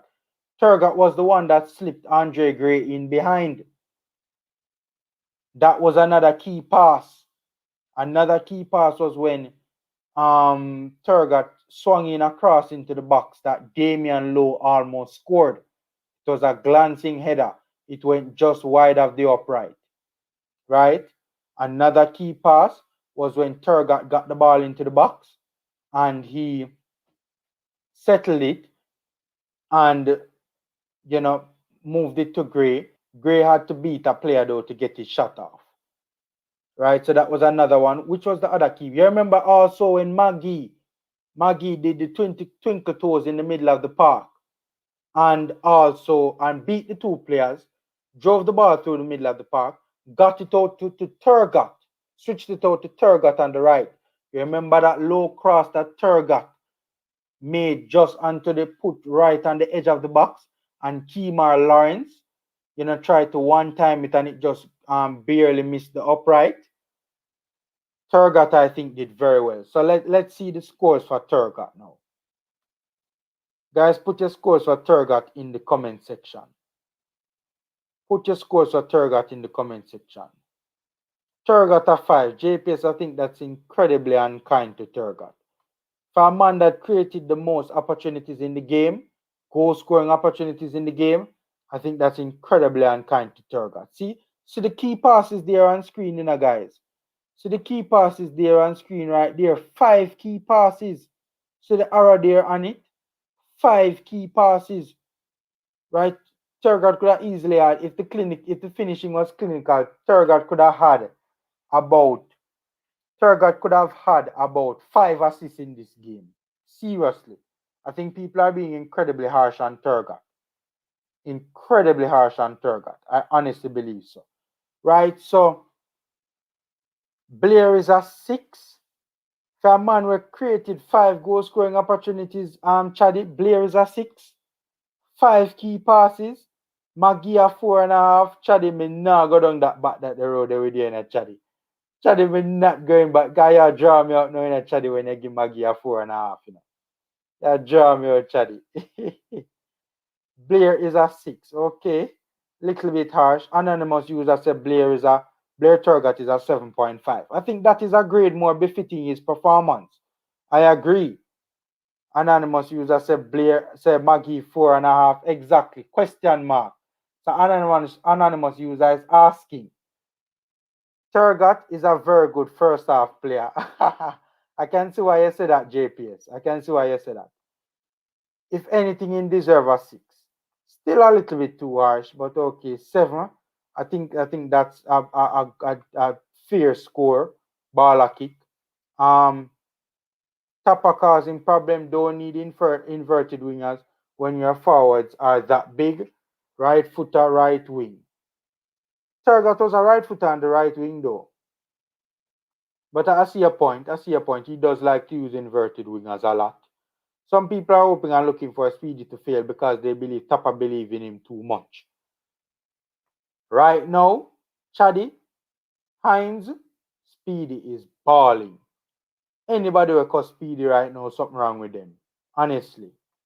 Anybody that cuss Speedy right now, something wrong with him. Not gonna lie to you. Speedy has been our best player in the middle of the park, man. The man is just balling. Every single game, the man a complete 90 yard, 90 94, 96% passing, man, accuracy. Upping the tempo, dictating and controlling, man. Trust me. Eddie said Turgot is a 7. I think that is fair, Turgot. Anonymous user said Blair is a 7.5. I think that is fair. I think that is fair. Turgot 7.5 was guilty of poor decision making on a couple of plays. Good technically and very threatening with the ball at his feet running at defenders. Goontown, this is an excellent assessment. This I can work with. I will give the player 7.5 as well. This is an excellent assessment, Goontown. This I can work with. Eddie said Blair boss as it reached 60 minutes. Every game him get pulled at the 60-minute mark. That's a fair criticism too. Blair is a coaster boss. Eddie not easy at all. Alright, so we're gonna move from Blair Turgot now. And we're going to go to, remember guys, like up the live, it's a free way to support the channel. Easy and free way to support the channel. We're going to move to our Junior Flemings. We already did Maggie already, so I won't bother go back over Maggie. Junior Flemings. I think you guys are going to be very harsh on Junior Flemings. Give me a grade for Junior Flemings, guys. What you guys think is Junior Flemings' grade? Let me read out his stats. Junior Flemings played 90 minutes, touches 53, which I think was decent. He did well to involve himself in the game. 30 attempted passes, 25 of the 30 were accurate at 83%. 2 key passes, 0 crosses, 2 long balls, 2 of them were accurate. If memory serves me right, I do remember him switching the play on about 2 occasions. Shots on target, 2 shots off target, 1. Shots blocked, 1. But guys, you remember that impressive save that Junior Flemings forced from the keeper as well, from the header. My word, man, the keeper had to pull up a mighty fine save to deny Junior Fleming another match winning. Well, it would have been a match equalizing goal. Dribble attempts 2, he successfully completed both. Ground duels 14. Look at that, guys. Ground duels 14, he successfully won 8. Aerial duels 2, he successfully won 1. Possession lost, yes, a little bit too high, 12 times. He fouled twice, and he was fouled on 4 occasions. Clearances 1, interception 1, tackles 2, dribble pass 1. Guys, let's grade Flemmer. Anonymous user says Flemmer is an 8. Let's give Flemmer a grade, guys. What would you give Flemmer? I think 8 is a bit too high. I personally would give him a 6.5. I don't think he was poor as many people said he was, but I do think that he was decent in the game. Eddie said 5.5. Flemmer was not bad and was not good. Yeah, he was. That's true, Eddie. That's true. He wasn't bad and he wasn't good. If I was to pick, I would say he was probably leaning more towards good. He was slightly leaning more towards good, but I think that's a very good critique there, Eddie. Flemmer 6.5. Remember we're grading Tapa as well. Yeah, man. Tapa will get graded as well too. So I personally would give Flemmer a 6. I'd give him a 6. The man was active. Fair point. Yeah, man, ball kick. Fair point. He was indeed very active. All right. So finally, the final start on the pitch. We're going to grade Andre Blake. Guys, let's grade Andre Blake. 66 minutes, 2 shots on target, 1 off target, 1 attempted dribble. It was successful. That play where he dribbled past the two defenders and fired the shot at goal. Hit the woodwork once, big chance missed 1. 17 touches, 10 attempted passes. That's bad though. For a centre forward to only have 10 attempted passes and touch the ball only 17 times in a game shows that he was indeed isolated for a long period. So he successfully completed about 80% of his attempted passes.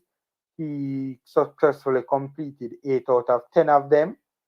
Ground duels, he contested 3, won 2, possession lost 3 times, fouled once, interceptions 1. So guys, give us a grade for Andre Blake. For Andre Gray rather. Give us a grade for Andre. For Andre Gray. 1-1. Big up, boss. Big up. Thanks for being here. Thanks for being here.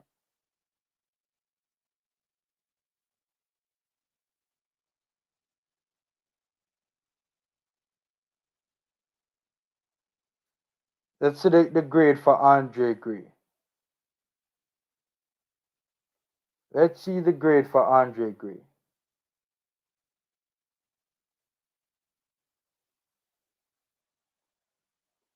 All right.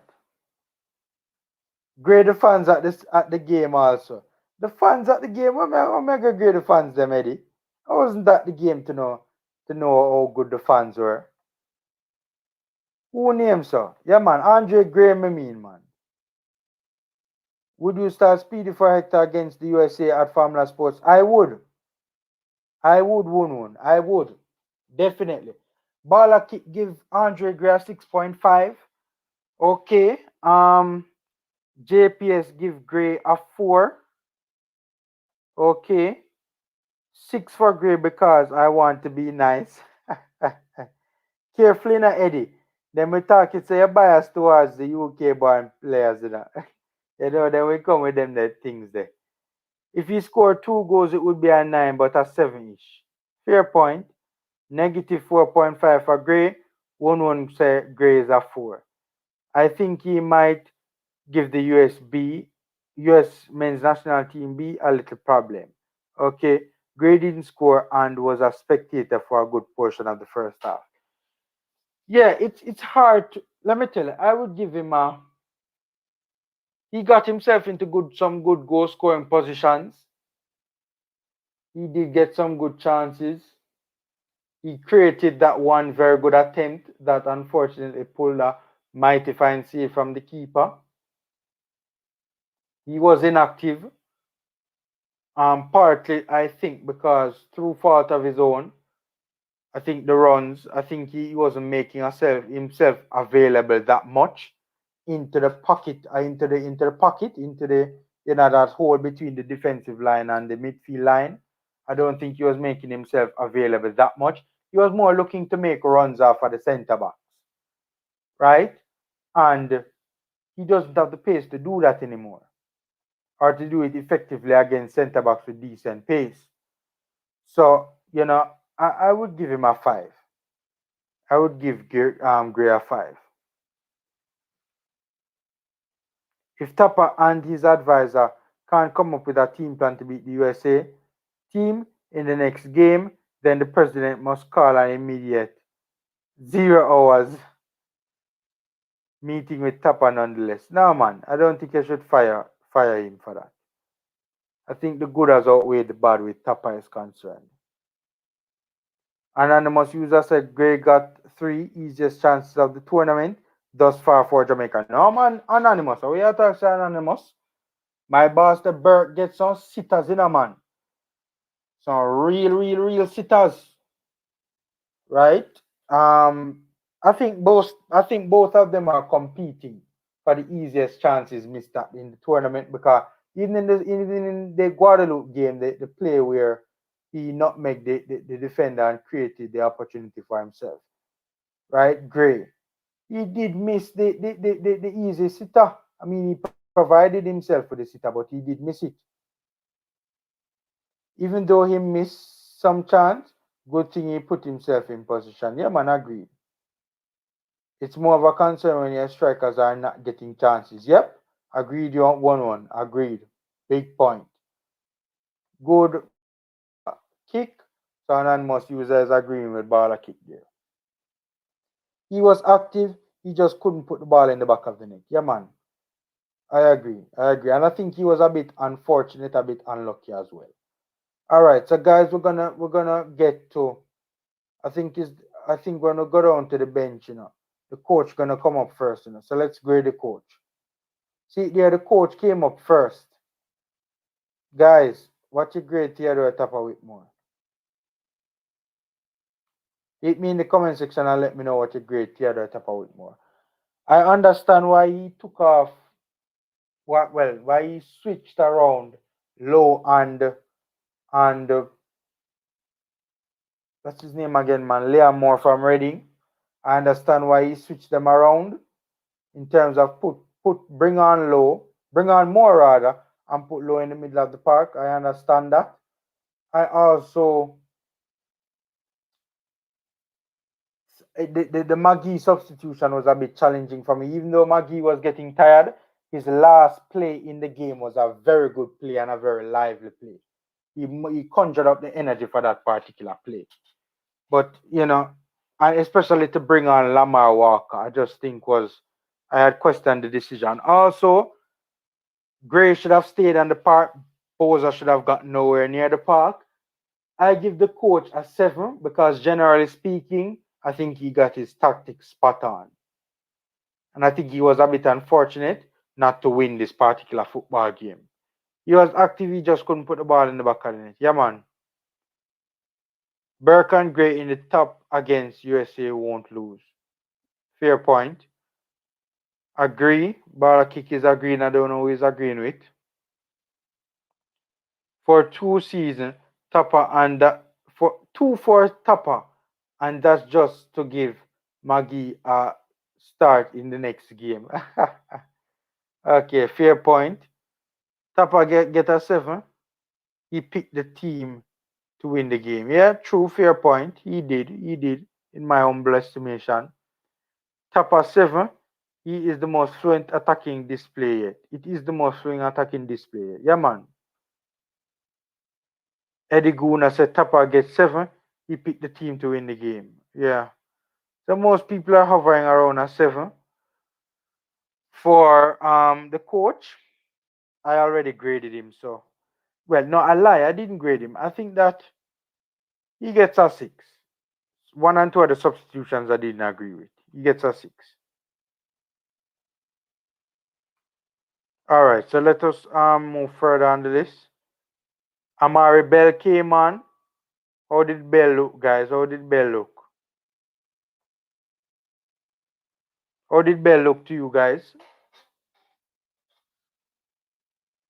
But what's Bell's score? Let me bring up Bell's stats. What's Bell's score, guys?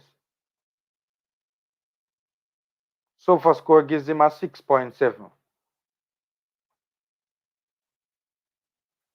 He played 30 minutes, 1 clearance, 4 ground duels. He won 3 of them, 0 aerial duels, 2 possession lost, fouls 1. He was fouled twice, touches 17, accurate passes 9 accurate passes out of 11 attempts, 82% passing accuracy. Long ball, 1 attempted one long ball from Amari Bell, and it was successful.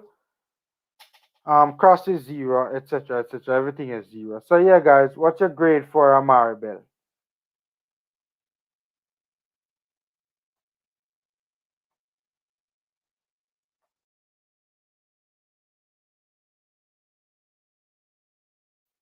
What's your grade for Amari Bell, guys?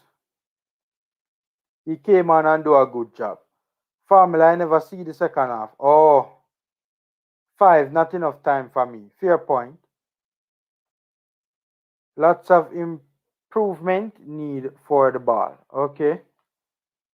Because he was on the field so little.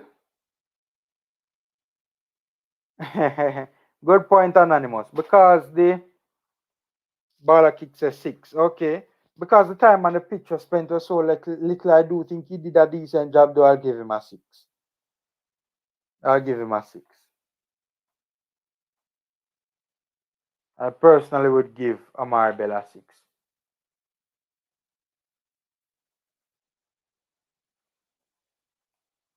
Let me see if I can find it. Okay, Liam Moore. Let's bring up Liam Moore's stats.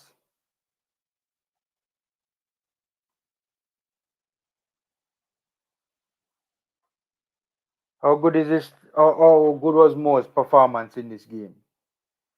Goontown said Blade Bell rather stayed at home and was solid, improved positionally, and didn't leave Flemmer to get roasted like Taxi. So you know, have 6 is average.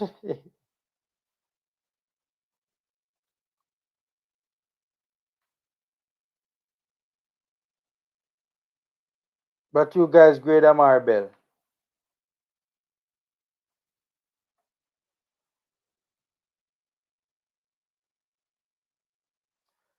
No, not Amar Bell, sorry, Liam Moore. I personally will give the player. He wasn't on the pitch for very long. He played 9 minutes. So because of that, I would give him a 5. He was on the pitch too short to really, even though he looked good, to really give him a good grade, it's a bit of a stretch. Moore 7, and this 7 is a solid. So only no 6 is average. More, not enough time, but over performance in the tournament so far, I would say 8. Okay. Okay.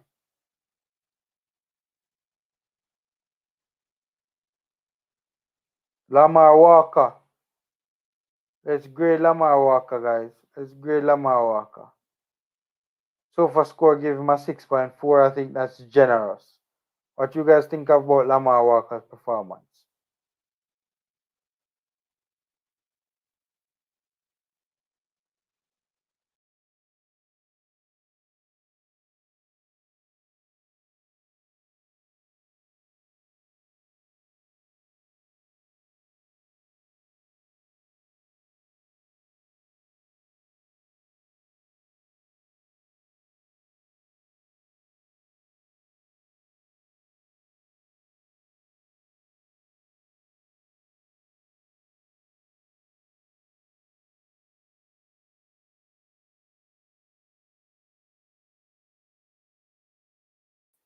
Sorry about that, guys. Sorry about that. My bad. I clicked the wrong. Wait for you guys to come up. You guys, yeah, man. Sorry about that, guys. I clicked the wrong thing. I clicked the wrong thing. Clicked the wrong thing and it took me out of StreamYard. Right? Give me 1 second. Let me bring up back the stats on the screen. Sorry about that, guys. I clicked the wrong thing. The wrong thing. I was very shocked a while ago when it came off. My apologies for that, guys. I clicked the wrong thing. And it just took me complete. I'm working to get it up back on the screen. All right. 1 second, 1 second. Again, my apologies. I clicked the wrong thing and just came completely out of StreamYard. Wrong thing I clicked. See it there, boom, it's back up. Back up. Okay, so we were at, I think we were at again. We were at Liam Moore. And we said that, oh no, Lamar Walker. Lamar Walker, I wanted to bring up. He played 9 minutes as well. He made 3 passes. 1 was successful. 1 long ball. It wasn't accurate. Dribble attempts 2. He was successful on 1. Ground duels. He competed in 6 ground duels. Lost 3. He lost possession 5 times. He was fouled once. He fouled twice. You know, had 10 touches of the football. Yeah, Lamar Walker wasn't very good in this one, guys. Lamar Walker was not. You're too sharp with the mouse trap. Oh, God. Grade Lamar Walker. I will give Lamar Walker a 4.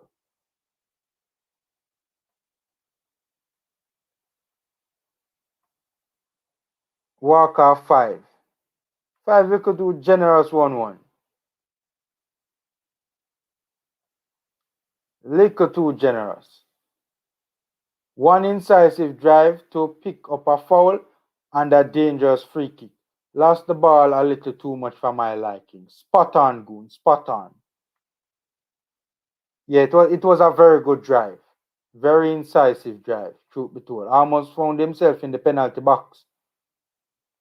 Flemings has potential, but he needs to settle down and be more respectful. You're too sharp with the mouse trap. Mouse trap.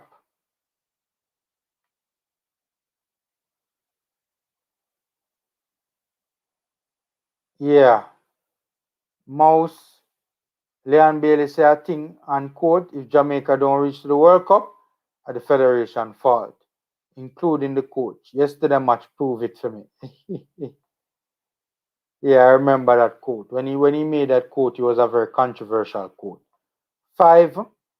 You start with 5. He wasn't good, but he had a little time to do. Yeah, fair point, fair point. I'll give him a 4.5. Let's be generous to him. A 4.5. I think this is the last player we're coming up on now. From a grading standpoint. No, 2 more players we have left. Let's grade Nicholson first. What you guys think for Nicholson? What you guys think about Nicholson's performance? On a scale of 1 to 10, what we give Nicholson? We're going to leave the top man for last, We're going to leave the top man for last. On a scale of 1 to 10, what we give Nicholson, guys? Hit me up in the comment section. What we give Shamar Nicholson?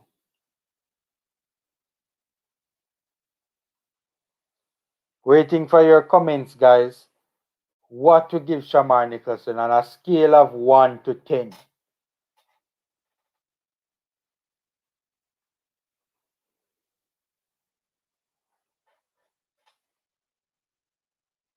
You guys not grading Shamar, so Shamar Nicholson didn't even get a grade? My God.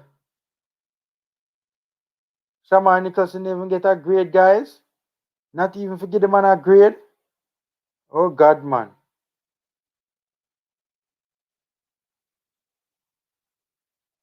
Not even to give the man a grade?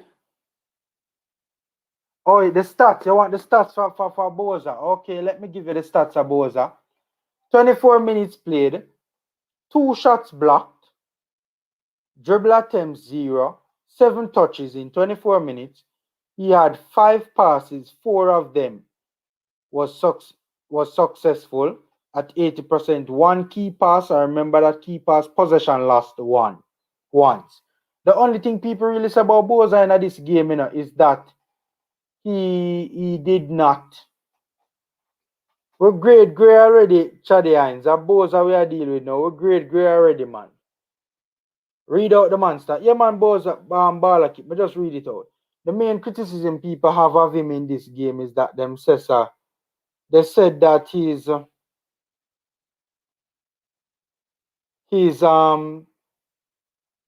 runs could have been better.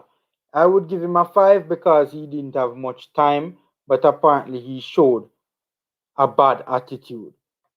Yeah, his attitude over the free kick kind of rubbed people the wrong way. No grades so one is the only person that gives him a grade. I would give Boza a 4. He wasn't really on the pitch for long, and truth be told, some people said the runs could have been better. By the way, guys, the stream is at 50. The stream is at 46 likes. The stream is at 46 likes. Let's try get it up to 50 likes, guys. Let's try get it up to 50 likes. But yeah, man. I would give him a when I think about it, I'll give him a 4. He haven't scored anything for me in my baller, but he's not at his best. Maybe 4. I agreed, Ola. I agreed. And last but not least, the big baller himself, the man who I told you would have done well in this tournament, Corey Burke, played 24 minutes, right? 10 touches. He attempted 2 passes. Neither was accurate because they were intercepted by the goalkeeper. Right? There were 2 crosses in a sense. And see there, they had it at 2 crosses, neither of them successful. Ground duels, he contested 4, lost 2, possession lost 6, fouls 1, tackles 2. So guys, what do you think about Corey Burke? Great Corey Burke. Let's give Gray is under too much pressure to prove himself, and he was short on supply for most of the game. Yeah, man, but Chaddy, you know, should have said that when we did look on Gray, man. We passed Gray long time, boss. Well, him 2 shot, so I can't give him a 4 or a 5. Plus, when say him gone bad. Okay, okay, okay, cool. Ball kick, cool. Official, did you see him brush off Gray when Gray tried to high five him? I missed it, but that's what people said. He never brush him off 1-1. He never really brush him off. I think it's much to do about nothing. People are making a big deal out of it. A big deal out of it. He was just pumped in the moment. He never really brush him off. I think people are making it seem more than what it is. 4.5 for Nicholson. What you can't play for striker 24 minutes and not 1 shot on goal. Fair point. And it was we were chasing the game. The ball was in their half, especially the final third, for a fair amount of time. 1-1 didn't see it, but I'm gonna go back now that you mentioned it. I don't think it was much to do about nothing, to be honest with you. It was much to do about nothing. 6 for Burke, not much time, but did well with the time he had. Official, I need to watch it again too because I missed that. Burke a top shot of 7 for me. Burke 5.8 ball kick. What ball kick? 5.8? No ball kick. I don't agree that one. That one too low. Nicholson are gonna make me diss him if him take a next free kick from Bailey or Maggie. I would give Corey Burke a 6.5. His impact was great, but he wasn't on the field for very long. So I'd give him a 6.5. So guys, that's it with the player ratings. We'll soon end the stream. Thanks for being here with us, guys. Trust me, I really do appreciate all of you for being here. I really do appreciate it. We're looking forward to the knockout stage. We have gotten the US. We're gonna play the US in the knockout stage of the tournament. Hopefully we can get a good result there. I personally would play Devon Speedy Williams, but that's just me personally. Help us get the live over 50 likes, guys. Help us get the live over 50 likes. It's at 46 likes now, guys. Help us get it to 50 likes. But yeah, man. It's at 46 likes now, guys. Help us get the live to 50 likes. Smash the like button, guys. Smash the like button.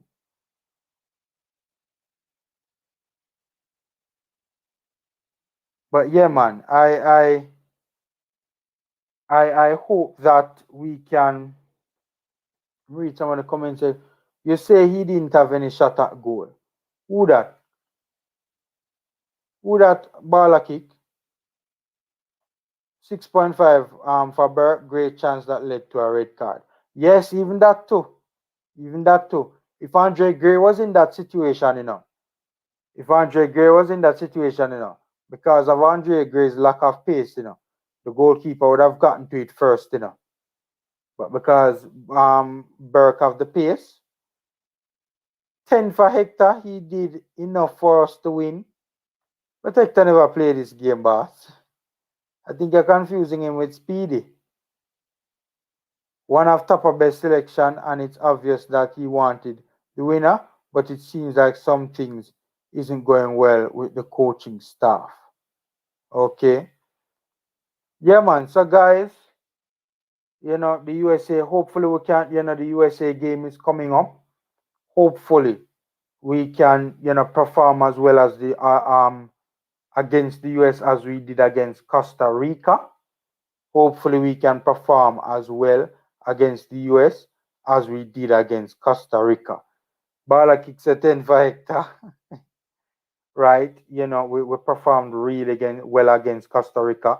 I was mightily impressed at how comfortable and how composed our midfielders looked on the ball in the middle of the park, and also the precision and the accuracy in the passing, the mobility, the movement, the sharpness of the passing, the ability to control the middle of the park, the tempo, etc., etc.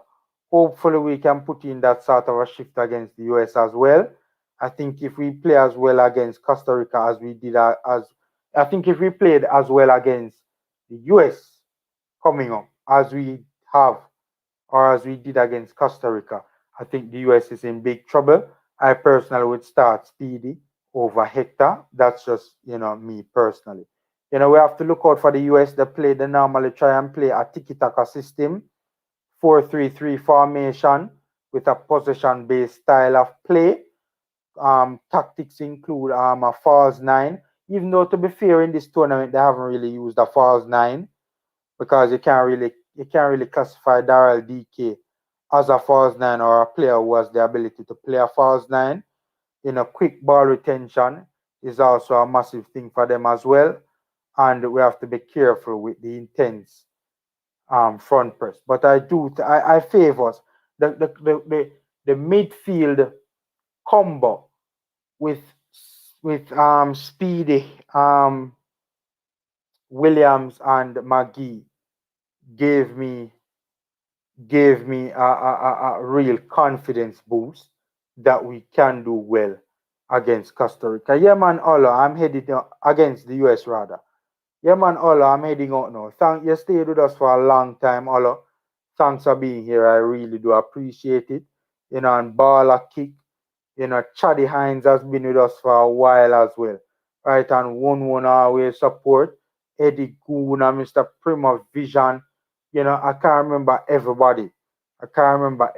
But Tennessee jumped on as well, right? I can't remember everybody. Killer was on as well, right? So big up to all who support. Help us to get the smash the like button on your way out, guys. Get us to 50 likes. Get us up to 50 likes. It's at 48 now. We need 2 more likes. Yeah, man, Balaki, that's good. I'll probably go over there too. We need 2 more likes, guys. Get it up to 50 likes for us, please, while you're on your way out. So, guys, that's my 2. Yeah, man, look after yourself to 1-1 too. Yeah, man, big up 1-1. Big up, man, big up. So, guys, take care. Stay safe. Hopefully, we can get a good result against the US. Right? And until next time, guys.